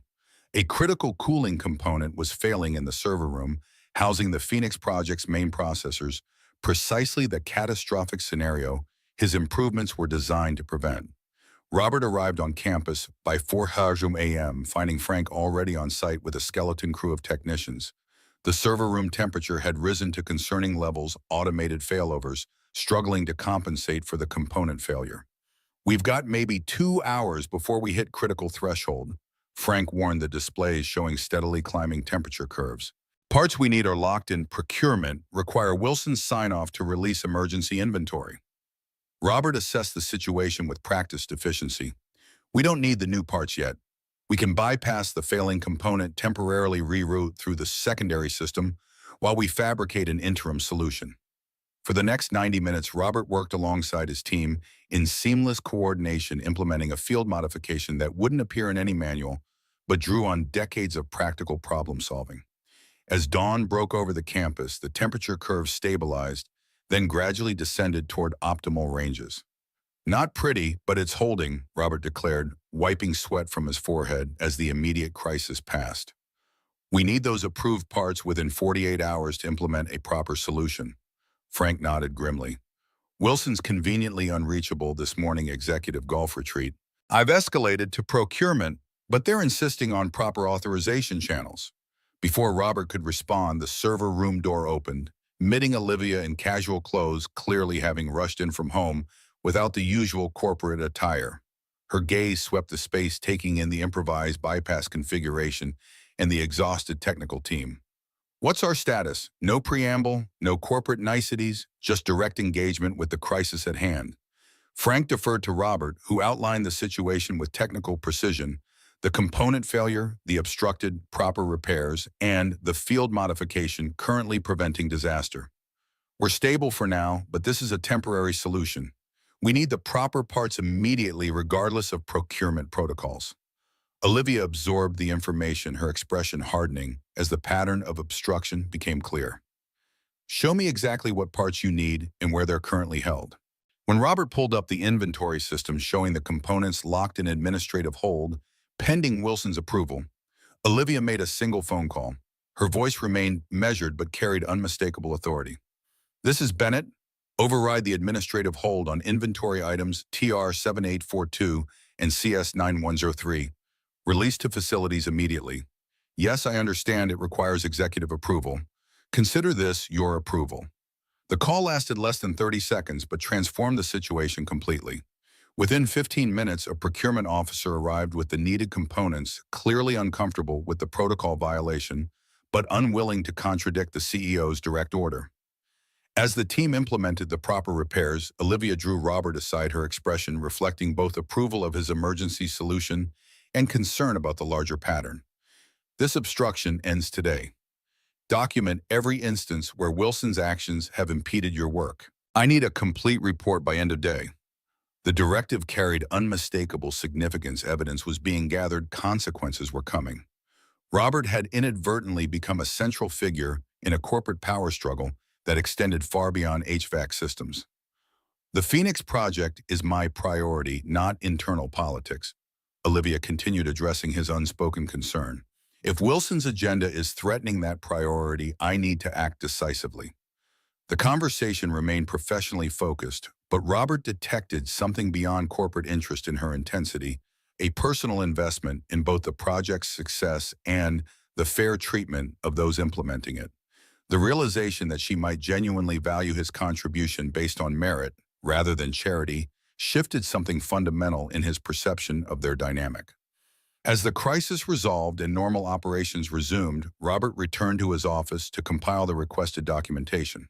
The pattern emerged with damning clarity: systematic obstruction, creating precisely the emergency scenario Wilson had predicted as inevitable, potentially justifying his replacement plan despite Robert's successful intervention. The implications turned Robert's stomach. If Wilson had deliberately engineered conditions to force a system failure, he had knowingly risked millions of dollars in equipment and research, all to prove himself right and advance his career through a massive replacement project. As he completed the report, an email notification appeared on his screen, a calendar invitation for Sophie's elementary school art showcase the following evening. In the chaos of the emergency, he'd nearly forgotten his promise to attend her first public exhibition of the architectural drawings that had become her passion.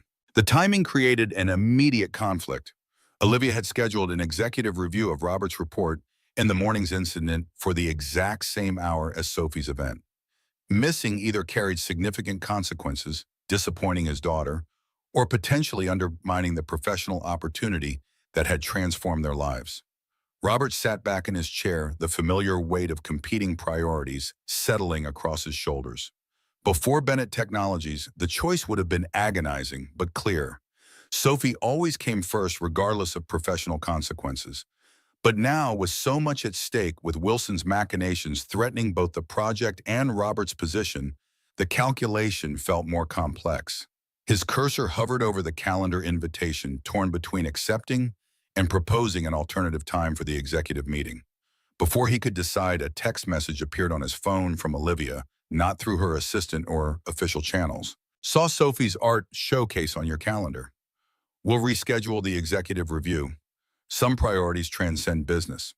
The message, direct and personal, resolved the immediate conflict, but raised new questions about boundaries and observation. How had Olivia seen his personal calendar entry? The corporate culture of transparency suddenly felt less benevolent and more invasive. Robert's phone chimed again with a follow-up message. Calendar integration pulls family events into visibility for scheduling conflicts. Can disable this feature if you prefer privacy. Standard for executive team. The explanation made sense within corporate logic, but highlighted the fundamental differences between his previous working-class existence and this new corporate reality. Privacy had different meanings across the invisible boundaries, separating their world's boundaries that continued to blur with each interaction. As he navigated these unfamiliar waters, Robert remained acutely aware that this opportunity, however transformative, came with the strings attached, not the personal entanglements he'd initially feared, but the complex web of corporate expectations, visibility, and politics that now surrounded his every decision. Friday evening found Robert seated in the elementary school auditorium, Sophie's artwork prominently displayed among dozens of student pieces. Her architectural drawings stood out for their unusual perspective and detail at castle structures that incorporated elements from Bennett Technologies' distinctive building design, reimagined through a child's creative lens. She has remarkable spatial awareness. Sophie's art teacher commented, stopping beside Robert to admire the detailed renderings. Most children her age struggle with perspective, but she naturally incorporates three-dimensional thinking. Has she always been interested in architecture? Robert nodded, pride momentarily displacing his professional concerns. Since she could hold a crayon, she says she's going to build real castles someday, not just pretend ones. With this foundation, she very well might, the teacher agreed before moving on to greet other parents. As Robert studied the drawings more closely, he noticed elements that revealed Sophie's perception of their changing circumstances. The castle walls less defensive, the windows larger and more welcoming, the structure itself more expansive than her previous confined designs. Her artistic expression reflected their evolving reality from scarcity to possibility, from survival to potential flourishing. She's quite talented. The familiar voice startled Robert from his contemplation. Olivia stood beside him, dressed casually in jeans and a simple blouse deliberately understated compared to her corporate attire, yet still unmistakably elegant. Her presence at a school function outside the boundaries of their professional relationship created an immediate tension. "You didn't need to come." Robert kept his voice neutral, aware of curious glances from other parents who recognized the distinctive CEO from news coverage and company materials. "I promised Sophie I'd see her castle drawings the next time she made them." Olivia replied, simply studying the artwork with genuine interest. She has an instinctive understanding of structural integrity while maintaining aesthetic appeal, a rare combination. Before Robert could formulate a response that adequately addressed the boundary crossing, Sophie appeared, her face lighting with excitement upon seeing both adults admiring her work. "You came, both of you." Her voice carried childish delight untouched by adult complications. "Do you like my new castle designs? I made them bigger because Daddy says we don't have to worry so much about space anymore." The innocent declaration hung in the air between them. Sophie's artless acknowledgement of how Olivia's intervention had changed their circumstances. Robert felt heat rise in his neck, the implied gratitude undermining his careful maintenance of professional boundaries. Olivia knelt to Sophie's level, maintaining the connection they'd established at the birthday party. "I love how you've designed the windows to follow the sun's path. That's very advanced thinking. Architects call it passive solar design." Sophie's eyes widened at the professional terminology. "Is that real architect words? Daddy, did you hear it? I'm doing real architect things?" The excitement in her voice momentarily suspended Robert's concerns about appropriate boundaries. Whatever complex adult dynamics existed between himself and Olivia, Sophie's joy existed independently, untainted by corporate politics or class divisions. As Sophie eagerly explained her design concepts to Olivia, using newly acquired vocabulary with determined precision, Robert observed their interaction with growing awareness of its significance for his daughter.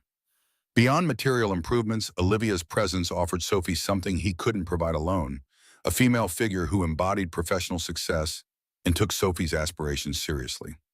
The realization softened his instinctive resistance to Olivia's appearance at the school event. Perhaps some boundaries could be selectively permeable without completely collapsing the necessary professional distance between them. As the evening progressed, Robert found himself navigating dual roles: father proudly supporting his daughter's artistic debut, and employee maintaining appropriate boundaries with his CEO in a public setting. The delicate balance required constant adjustment, particularly as other parents approached with curious questions about their apparent connection.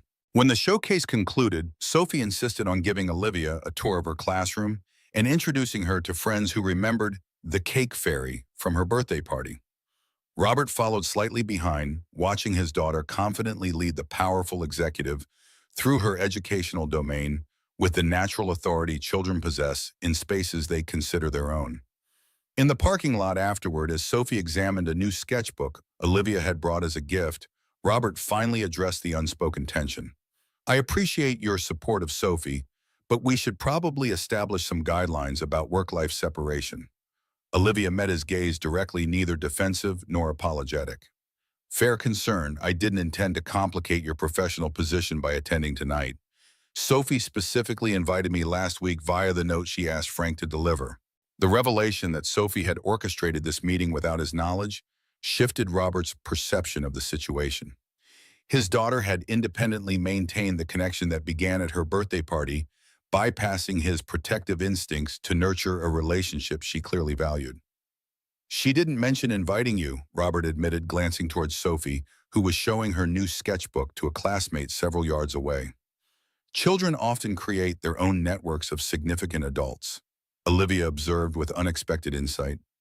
I had many unofficial aunts and uncles growing up, my mother's friends and colleagues who expanded my world beyond what she could provide alone.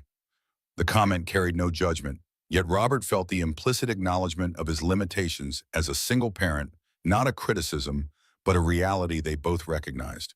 Before he could respond, Sophie rejoined them, clutching her sketchbook and artwork with possessive pride.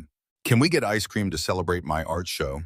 Her question addressed both adults collectively, unconsciously, establishing them as a unit for decision-making purposes.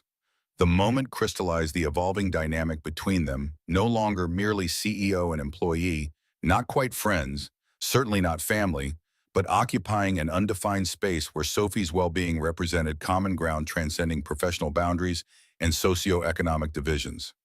Ice cream sounds appropriate for an artistic success, Olivia agreed, looking to Robert for confirmation or rejection of this further extension of their interaction. The choice represented more than dessert preferences. It established precedent for future boundary negotiations for Sophie's expectations for their professional relationship. Robert weighed the potential complications against his daughter's hopeful expression, making the calculation that had guided every decision since becoming a single parent, what served Sophie's well-being both immediate and long-term. One scoop, he determined finally. Artists need proper nutrition, even successful ones. Sophie's delighted response sealed the decision, propelling them toward this additional shared experience beyond the carefully defined parameters of their professional connection. As they walked toward their respective vehicles, Robert found himself in unfamiliar territory, navigating not just a corporate landscape, but a personal one, where the boundaries between professional opportunity and human connection blurred with each interaction. The ice cream outing would represent another step across those boundaries, for better or worse. Whether they were building bridges between worlds or dismantling necessary walls remained to be seen. What was certain was that their lives had become irrevocably entangled through Sophie's affection, through professional necessity, and through the unexpected resonance between two people from vastly different circumstances who recognized in each other a shared commitment to creating stability amid uncertainty. In this moment of decision, Robert understood that the greatest challenge wasn't the failing HVAC system or Wilson's corporate machinations. It was determining where professional gratitude ended and personal connection began, and whether that distinction ultimately mattered when both served the priority that had guided him through every hardship, providing Sophie with the foundation to build her own castles, whatever form they might take. The unofficial ice cream celebration marked a turning point in their evolving relationship. 3 weeks later, Robert's implementation of Phase 1 had succeeded beyond projections, stabilizing the critical server environment and generating measurable energy savings. The technical victory should have felt complete, yet, as he prepared for the executive review meeting, a different tension lingered beneath the professional accomplishments. Since the art showcase, Olivia had maintained careful professional distance during business hours, no special treatment, no private conversations beyond what his position required. Yet Sophie had received a professionally bound sketchbook with architectural graph paper delivered to their home address, with a simple note of encouragement. The thoughtful gesture existed in the nebulous territory between personal connection and professional mentorship, defying simple categorization. The executive boardroom hummed with anticipation as Robert arranged his presentation materials. Dr. Harrison, the consultant initially hired to support Wilson's replacement plan, had verified Robert's results with grudging professional respect. Even Wilson himself had modified his opposition, shifting from outright obstruction to subtle undermining through technical questions designed to highlight Robert's lack of formal education. The quarterly projections should reflect our infrastructure savings, Wilson noted as executives filtered into the room, his tone superficially collegial. Though I wonder if we've accounted for the maintenance burden of keeping the legacy system operational. Those man-hours represent significant hidden costs. Robert recognized the strategy, reframing his success as a temporary reprieve rather than a sustainable solution. Before he could respond, Frank arrived with supporting documentation, his timing suspiciously perfect. Actually, we've tracked maintenance hours, pre-modification versus post-implementation. Frank announced, distributing a single-page analysis that Robert hadn't prepared. Total maintenance burden reduced by 37% despite increased monitoring frequency. The reinforcement from an unexpected quarter shifted the dynamic subtly, Wilson's isolation becoming more apparent as other executives reviewed the compelling figures. Robert caught Frank's eye with silent gratitude, recognizing the older man's preparation for exactly this line of attack. Olivia entered last, her professional demeanor offering no hint of the informal ice cream outing or the architectural sketchbook. Let's begin with Mr. Thorne's assessment of Phase 1 results and recommendations for Phase 2 implementation. For 20 minutes, Robert presented his findings with technical precision, documenting the system improvements, energy efficiency gains, and cost savings achieved through targeted modifications rather than wholesale replacement. The data spoke for itself: over $400,000 saved in just 3 weeks, with projected annual savings exceeding $2.3 million once all phases were implemented. Dr. Harrison provided independent verification, his academic skepticism gradually yielding to empirical evidence. While I maintain that replacement would offer certain technological advantages, the performance improvements achieved through Mr. Thorne's modifications are impressive. The system stability metrics now exceed industry benchmarks by a significant margin. The grudging endorsement from Wilson's hand-picked expert effectively neutralized the remaining opposition. Board members exchanged satisfied glances, pleased by both the financial savings and the validation of their CEO's unconventional hiring decision. Wilson, sensing defeat, pivoted toward qualified cooperation. These early results are encouraging. Perhaps we should consider accelerating Phase 2 implementation to capitalize on the momentum. The suggestion seemed supportive, but carried hidden implications. Accelerated timelines would strain resources, potentially forcing errors that would justify his original replacement recommendation. Robert recognized the trap, but hesitated to publicly contradict an executive's apparently constructive proposal. We should maintain the established timeline. Olivia intervened, her business instincts detecting the same danger Robert had identified. Quality implementation prevents future emergencies. I believe that's a principle Mr. Thorne's team has demonstrated effectively. The subtle acknowledgement of Robert's approach provided professional cover while allowing him to maintain his original implementation schedule. The interaction reflected their developing professional shorthand, Olivia supporting his technical judgment without undermining his authority with the team. As the meeting concluded, board members offered congratulations with newfound respect, no longer viewing Robert as the CEO's charity project, but as a valuable technical asset. The shift in perception manifested in direct questions about other potential system improvements, invitations to contribute to long-term infrastructure planning, and business cards exchanged for future consultation. Wilson departed quickly, his expression carefully neutral despite the strategic defeat. Dr. Harrison lingered, however, approaching Robert with academic curiosity, replacing his initial condescension. Your modification to the Eastern cooling circuit violates conventional engineering principles, but achieves superior results. The consultant acknowledged professional interest overcoming institutional bias. Would you consider documenting your methodology? It could provide valuable case study material for practical applications. The invitation to contribute to formal knowledge from someone with academic credentials represented unexpected professional validation. Robert agreed to share his approach, recognizing the potential bridge between practical experience and theoretical education, two worlds that had previously existed in separate spheres. As the boardroom emptied, Olivia remained at the conference table, reviewing notes with focused attention that indicated a momentary opportunity for private conversation. Robert approached with professional purpose, aware of maintaining appropriate boundaries within the corporate environment. The Phase 2 implementation plan is ready for your review. He began providing necessary business context for the interaction. Olivia looked up, her expression revealing nothing beyond professional interest. Your team has exceeded projections considerably. The board is impressed not just with the technical solutions, but with the leadership approach you've demonstrated. The acknowledgement carried professional significance, confirming his position had transcended its origins as a chance encounter in a bakery.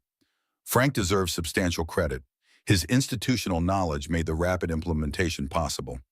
Frank has worked here for 15 years without achieving these results. Olivia countered, her assessment direct but not unkind. The difference is your approach, practical problem solving, without being constrained by how things have always been done. That perspective has value beyond this specific project. The conversation balanced precariously between professional evaluation and personal connection, neither crossing into inappropriate territory nor remaining entirely within conventional boss-employee parameters. Sophie asked if you might be interested in seeing her new castle designs. Robert ventured, acknowledging the unique relationship that had developed. She's incorporated some of the architectural principles you mentioned at her showcase. Something softened in Olivia's expression, a brief glimpse behind the professional mask. I'd like that. Perhaps the weekend after Phase 2 completion, assuming appropriate boundaries are maintained to avoid complicating your professional position. The deliberate acknowledgement of his previously expressed concern reflected genuine respect for his perspective rather than mere compliance with corporate protocols. This consideration, more than any technical approval or professional advancement, shifted something fundamental in Robert's perception of their evolving connection.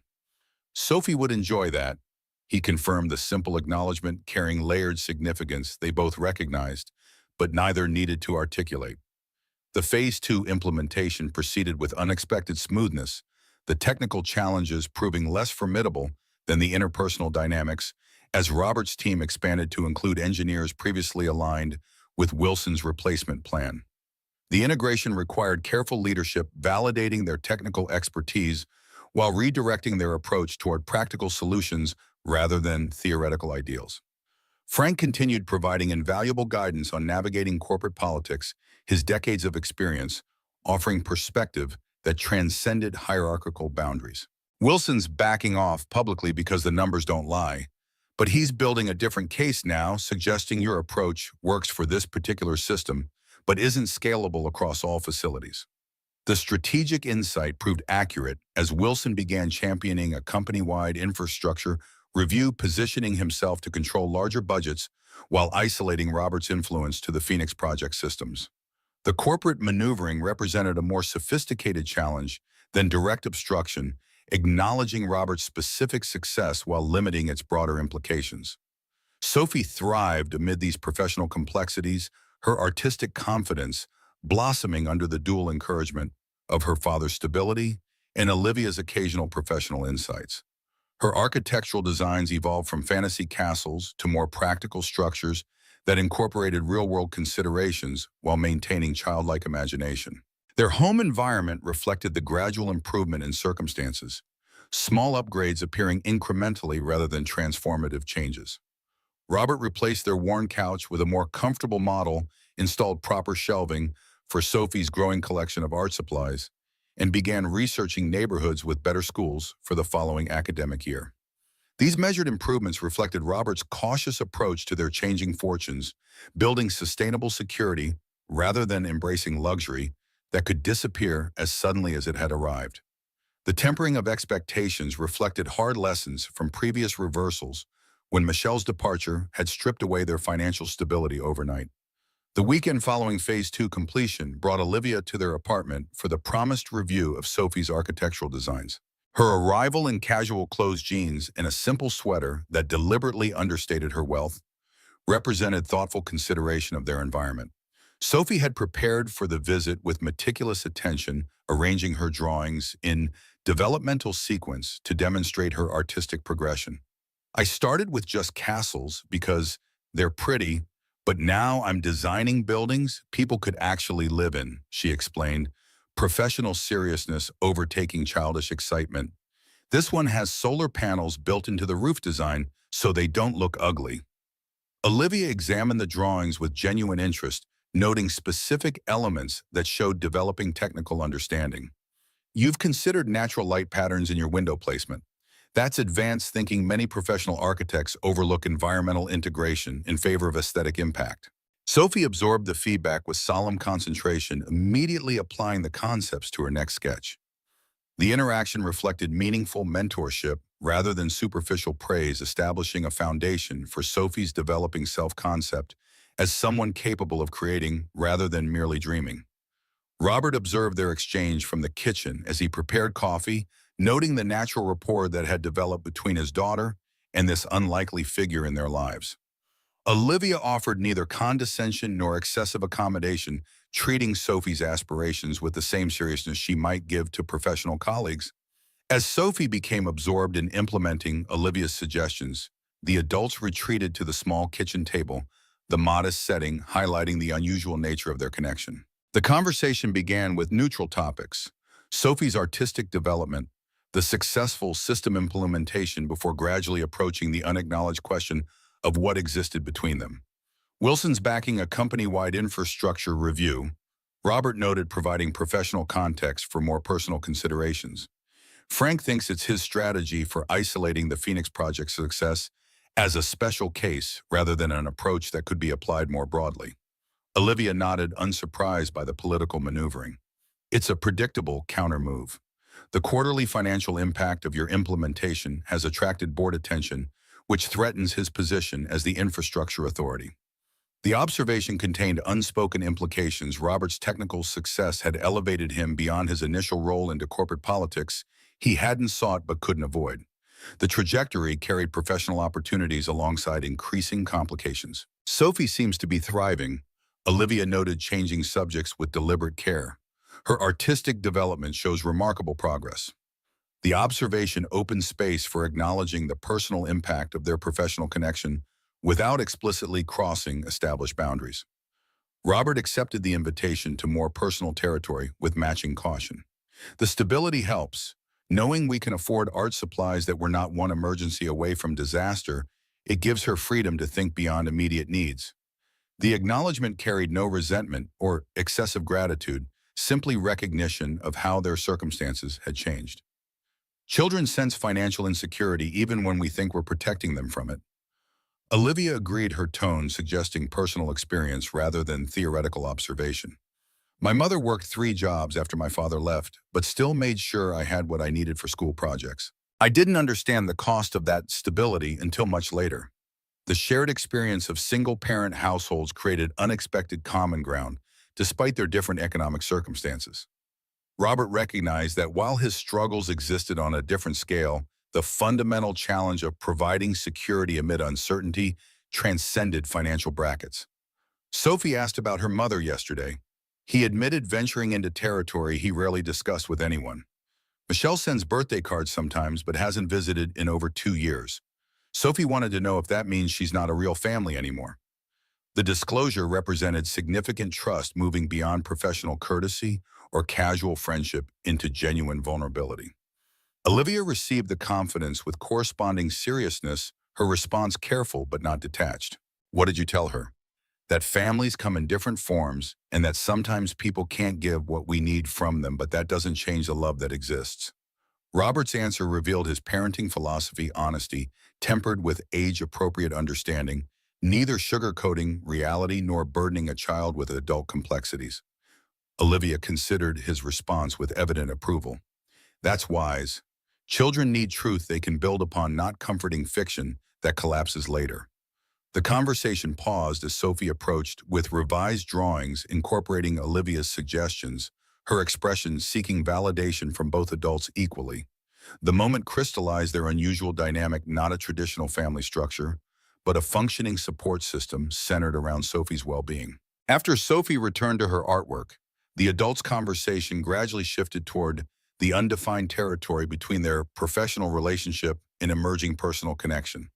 Neither pushed explicit boundaries yet, both acknowledged the unique circumstances that had brought their lives into intersection. I should clarify something, Olivia began, maintaining professional composure while addressing personal matters. My initial interest in your technical expertise was entirely professional. The HVAC system controlling the Phoenix project represents a critical business priority. Your ability to implement effective solutions without excessive cost aligned with company objectives. The statement offered necessary reassurance that their professional relationship rested on merit rather than charity or personal interest. Robert appreciated the clarity, which preserved his professional dignity while acknowledging the unusual circumstances of their initial meeting.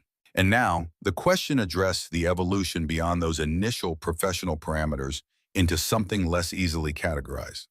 Olivia considered her response carefully. Corporate precision applied to personal terrain. Now I value both your technical contributions to Bennett Technologies and the perspective you bring from outside traditional corporate pathways. Those remain separate from my personal respect for your parenting approach and my interest in Sophie's development. The deliberate separation of professional appreciation from personal connection offered a framework for their evolving relationship neither inappropriately blurred nor artificially restricted by conventional boundaries. Robert recognized the thoughtfulness behind this articulation, which addressed his concerns without diminishing the genuine connection that had developed. Sophie benefits from having diverse influences in her life. He acknowledged offering reciprocal appreciation without excessive personal disclosure. Your perspective on her artistic development provides something I can't offer alone. The mutual recognition of value exchange professional opportunity, balanced with personal enrichment, established equilibrium between them that transcended hierarchical differences without ignoring their existence. This foundation allowed authentic connection while maintaining necessary boundaries. As their conversation continued, Sophie periodically interrupted with questions or observations, her natural inclusion of both adults in her thought process, reflecting her perception of them as a connected unit rather than separate individuals who happen to occupy the same space. When Olivia eventually departed, Sophie's farewell included both a formal handshake, mimicking professional interaction, and an impulsive hug that revealed the emotional connection beneath a playful imitation. The duality perfectly captured their unique relationship, structured yet genuine, respectful of boundaries, while allowing authentic connection. The following weeks brought increasing integration of Robert's practical methodology into broader company operations, his influence extending beyond the Phoenix Project to other infrastructure systems.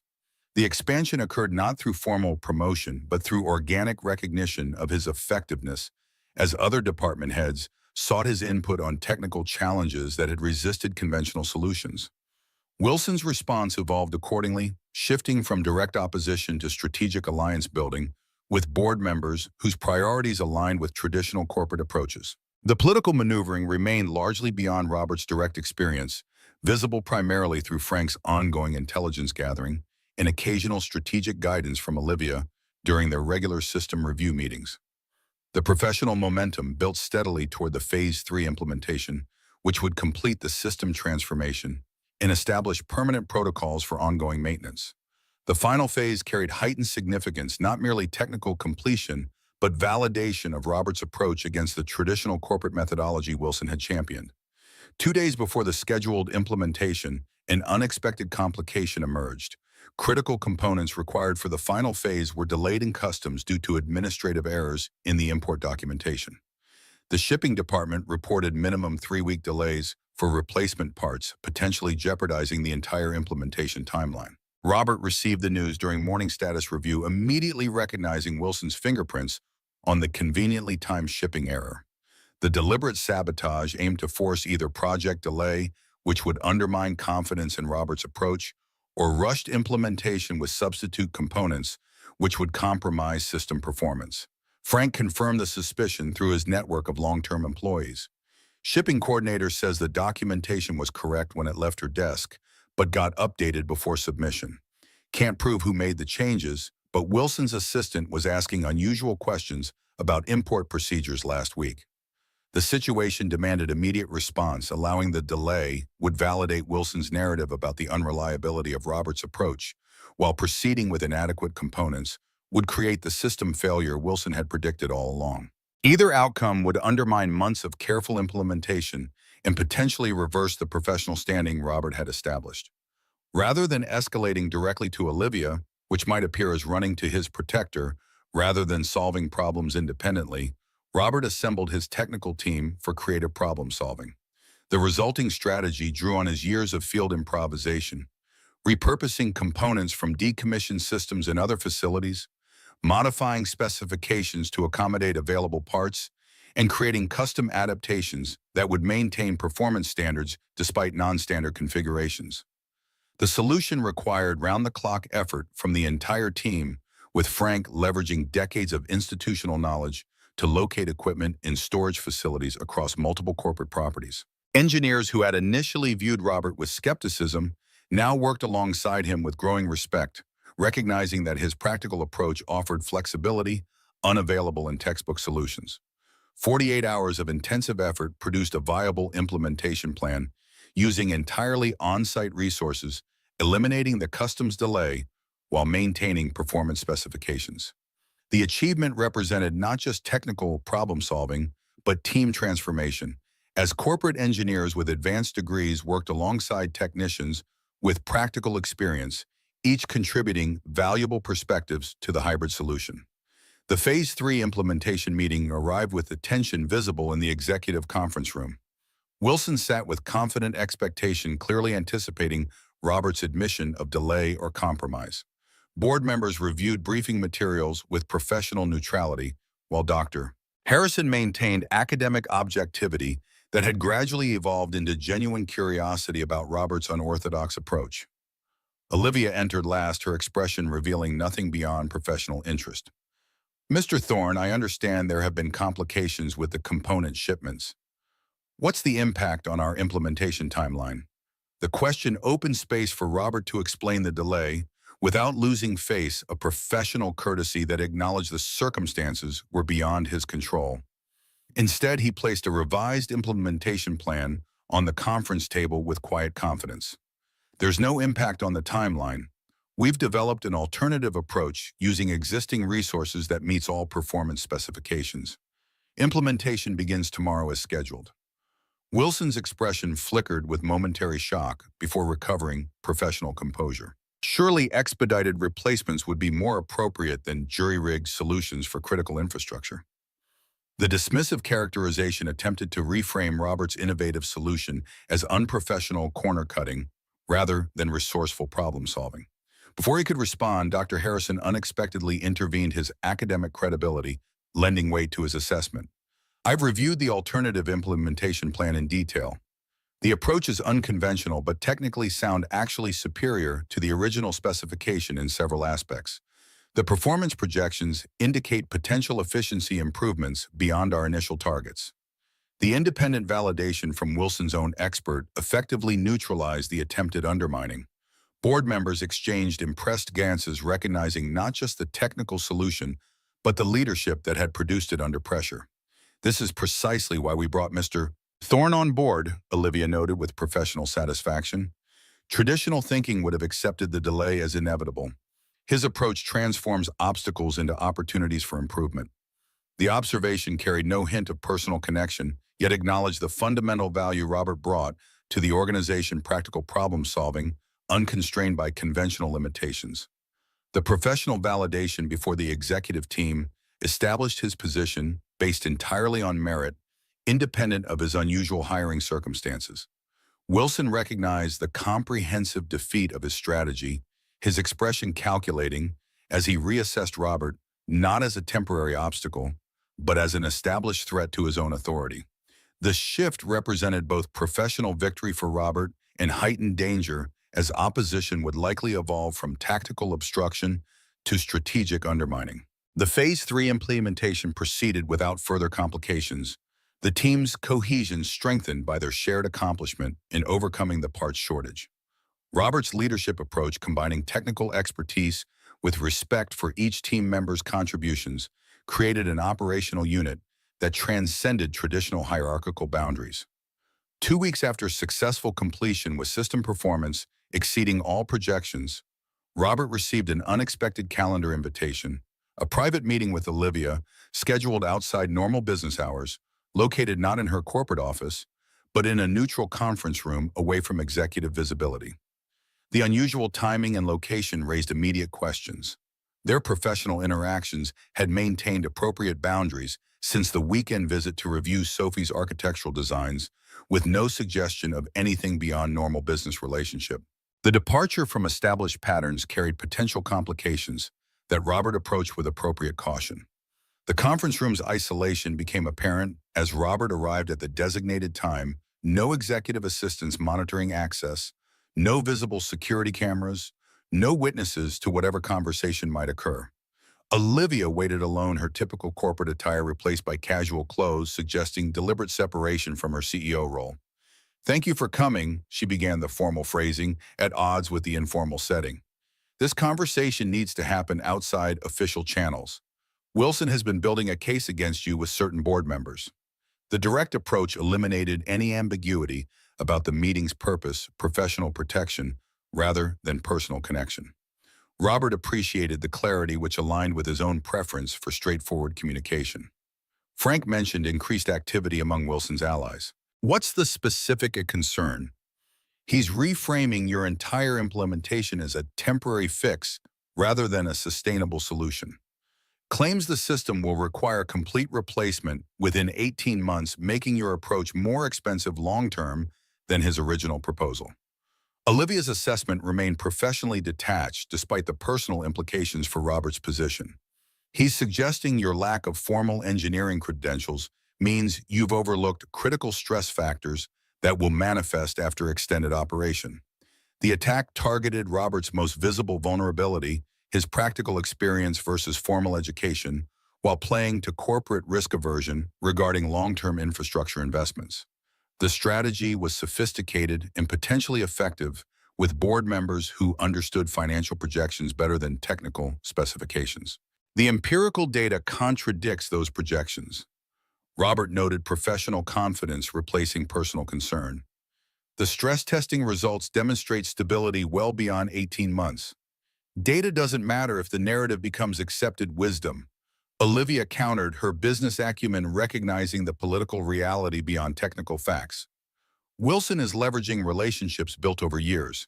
His version is spreading through informal channels where it can't be directly challenged with performance metrics. The situation revealed corporate dynamics beyond Robert's previous experience, politics operating beneath visible decision-making, influencing outcomes through perception rather than performance. The realization highlighted the limitations of his practical approach when confronting institutional manipulation. What's the countermove? His question acknowledged her greater experience in corporate strategy while maintaining professional partnership rather than subordinate dependence. Olivia considered the question with strategic precision, assessing options against potential outcomes.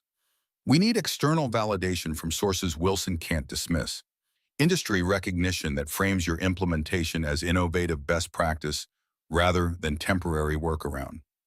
The strategy made immediate sense, elevating Robert's approach beyond internal corporate politics into industry standards that would be more difficult for Wilson to undermine. The implementation required connections and visibility that extended beyond Robert's current professional network. I've nominated your Phoenix project implementation for the National Association of Facilities Engineering Innovation Award.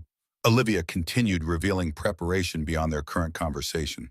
The judging committee includes several former professors from Wilson's alma mater. Their validation would effectively neutralize his academic credibility argument. The strategic thinking demonstrated both professional support and personal investment in Robert's continued success, protecting the business value he brought to Bennett Technologies, while simultaneously preserving the opportunities that had transformed his and Sophie's lives. There's an awards ceremony next month in Chicago, she added, watching his reaction carefully. Normally, I would attend as CEO to accept on behalf of the company, but in this case, your direct presentation would be more effective in establishing industry credibility. The proposal carried obvious professional advantages alongside practical complications. Sophie's care during his absence, the intimidating prospect of presenting to industry leaders with advanced credentials, the potential for Wilson to create problems during his absence. I need to make arrangements for Sophie. Robert noted practical considerations taking precedence over professional opportunity. The ceremony includes family programming, Olivia replied, anticipating this concern. Many attendees bring children. Sophie would be welcomed, especially given her interest in technical drawing and architecture. The venue is near the Chicago Architecture Center, which offers excellent children's programs. The thoughtful inclusion of Sophie in the professional opportunity reflected understanding of Robert's priorities that transcended conventional business considerations. This integration of personal and professional elements characterized their unique relationship, neither purely business nor inappropriately personal, but a functional balance that acknowledged the whole person beyond job descriptions. I appreciate the nomination. Robert acknowledged genuine gratitude balanced with professional composure. And the consideration for Sophie's involvement. Its practical business strategy, Olivia maintained, preserving the professional framework while acknowledging the personal elements. Your implementation has saved the company millions while protecting critical infrastructure. Defending that success against internal politics serves corporate interests while simultaneously addressing your personal circumstances. The deliberate balance acknowledging personal impact without centering it above business priorities maintained appropriate boundaries while recognizing the human realities beyond corporate structures. This approach characterized their evolving relationship, which defied conventional categorization while functioning effectively across multiple dimensions. As their meeting concluded with practical details about the upcoming award nomination, Robert recognized the distance they had traveled from that first encounter in the bakery, from charity and suspicion to mutual respect and collaborative problem-solving. The transformation reflected not just his professional integration into corporate systems, but Olivia's evolving understanding of value beyond traditional credentials. The following weeks brought intensive preparation for the engineering conference alongside continued system monitoring and documentation. Sophie approached the Chicago trip with enthusiastic planning, researching architectural highlights with the same detailed attention she brought to her drawings. Frank provided ongoing intelligence about Wilson's activities, which had shifted from direct opposition to subtle reputation management, carefully placed comments questioning the long-term viability of Robert's implementation, while positioning himself as the responsible voice of caution against unproven approaches. 3 days before their scheduled departure for Chicago, Robert received an urgent system alert during evening hours: temperature fluctuations in the Phoenix Project server room exceeding normal parameters. The notification came directly to his phone rather than through normal monitoring channels, suggesting potential tampering with the alert system. Robert arrived at the facility within 30 minutes, having arranged emergency childcare with Mrs. Kaminsky. The server room appeared normal upon initial inspection, yet the monitoring system showed critical temperature variations that should have triggered visible cooling responses. Frank arrived shortly thereafter, his expression grim as he reviewed the system data. Someone's modified the monitoring sensors to report fluctuations that don't exist. The physical equipment is fine, but the control system is responding to phantom temperature spikes. The sabotage was sophisticated, creating false system alerts that would trigger automated responses, potentially causing actual damage through unnecessary cooling adjustments. More concerning was the timing immediately before Robert's departure for the engineering conference, where his implementation would receive industry validation. Wilson, Robert questioned, though the answer seemed obvious. Frank shook his head slowly, uncertainty replacing his usual certainty about internal politics. Doesn't feel like his style. Too technical, too direct. Wilson works through policy and procedure, not system manipulation. The distinction raised concerning possibilities: either Wilson had escalated to direct sabotage, or another player had entered the situation with technical capabilities beyond administrative obstruction. Either scenario represented significant threat to both the Phoenix Project and Robert's professional position. Systematic diagnosis revealed sophisticated tampering that required both technical expertise and system access beyond casual interference. The modification had been implemented through legitimate credentials, leaving minimal forensic evidence beyond timestamp records, showing access during non-standard hours. Robert and Frank worked through the night to restore proper monitoring parameters and implement additional security protocols against future tampering. The immediate crisis resolved without system damage, but the implications lingered. Someone with advanced technical skills and proper authorization had deliberately attempted to create system failure, timed to Robert's highest profile professional opportunity. Dawn brought Olivia to the server room, her appearance suggesting she'd come directly upon receiving their overnight incident report. Her expression combined professional concern with personal worry that transcended corporate interests. The system is secure now. Her question addressed immediate business priorities, while her gaze evaluated Robert's exhausted appearance with more personal concern. We've restored proper monitoring parameters and added security protocols. He confirmed professional focus overriding physical fatigue. The tampering was sophisticated, someone with both technical knowledge and system authorization. The implication hung between them. This level of sabotage moved beyond corporate politics into potentially criminal territory. The timing suggested direct connection to the upcoming conference presentation, raising questions about how widely information had spread about the award nomination. I want full security monitoring on all Phoenix Project systems until we identify the source. Olivia directed corporate authority, replacing personal concern. and we should consider postponing the Chicago trip until we ensure system stability.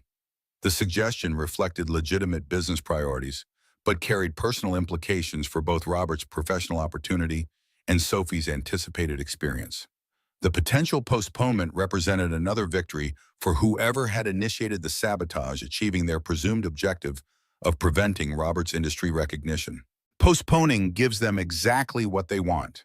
He countered professional strategy, overcoming personal disappointment. The system is secure now, and Frank can maintain oversight during our absence. Canceling the presentation would only validate the effort to undermine our implementation. The perspective reflected Robert's growing strategic thinking beyond immediate technical problems, recognizing the broader implications within corporate politics and industry positioning. This evolution demonstrated his adaptation to executive considerations beyond the practical solutions that had initially defined his value.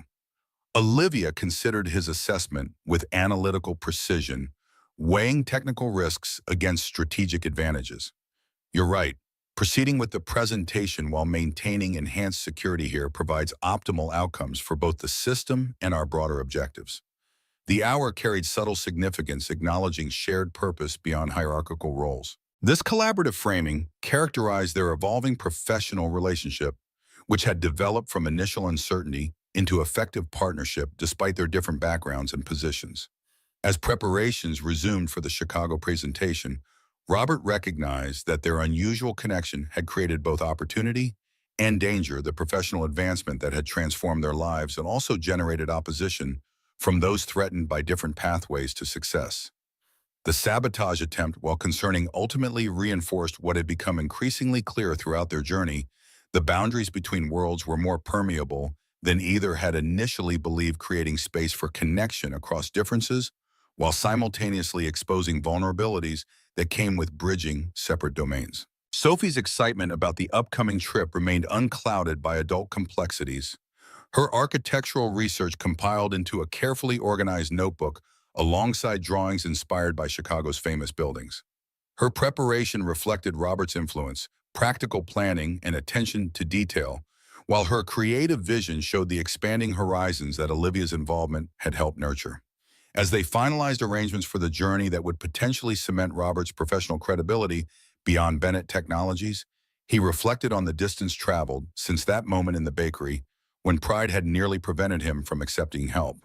The transformation extended beyond material circumstances into fundamental understanding that strength sometimes meant accepting connection rather than maintaining isolation. That vulnerability could create opportunity rather than exploitation, and that bridges between different worlds could support traffic in both directions. The Phoenix Project systems hummed with efficient precision temperatures, perfectly regulated through practical solutions rather than theoretical ideals. The technical success reflected the broader evolution, finding balance between opposing approaches, creating stability through flexibility rather than rigidity, and recognizing that the most effective systems incorporated diverse elements working in coordinated harmony rather than isolated perfection.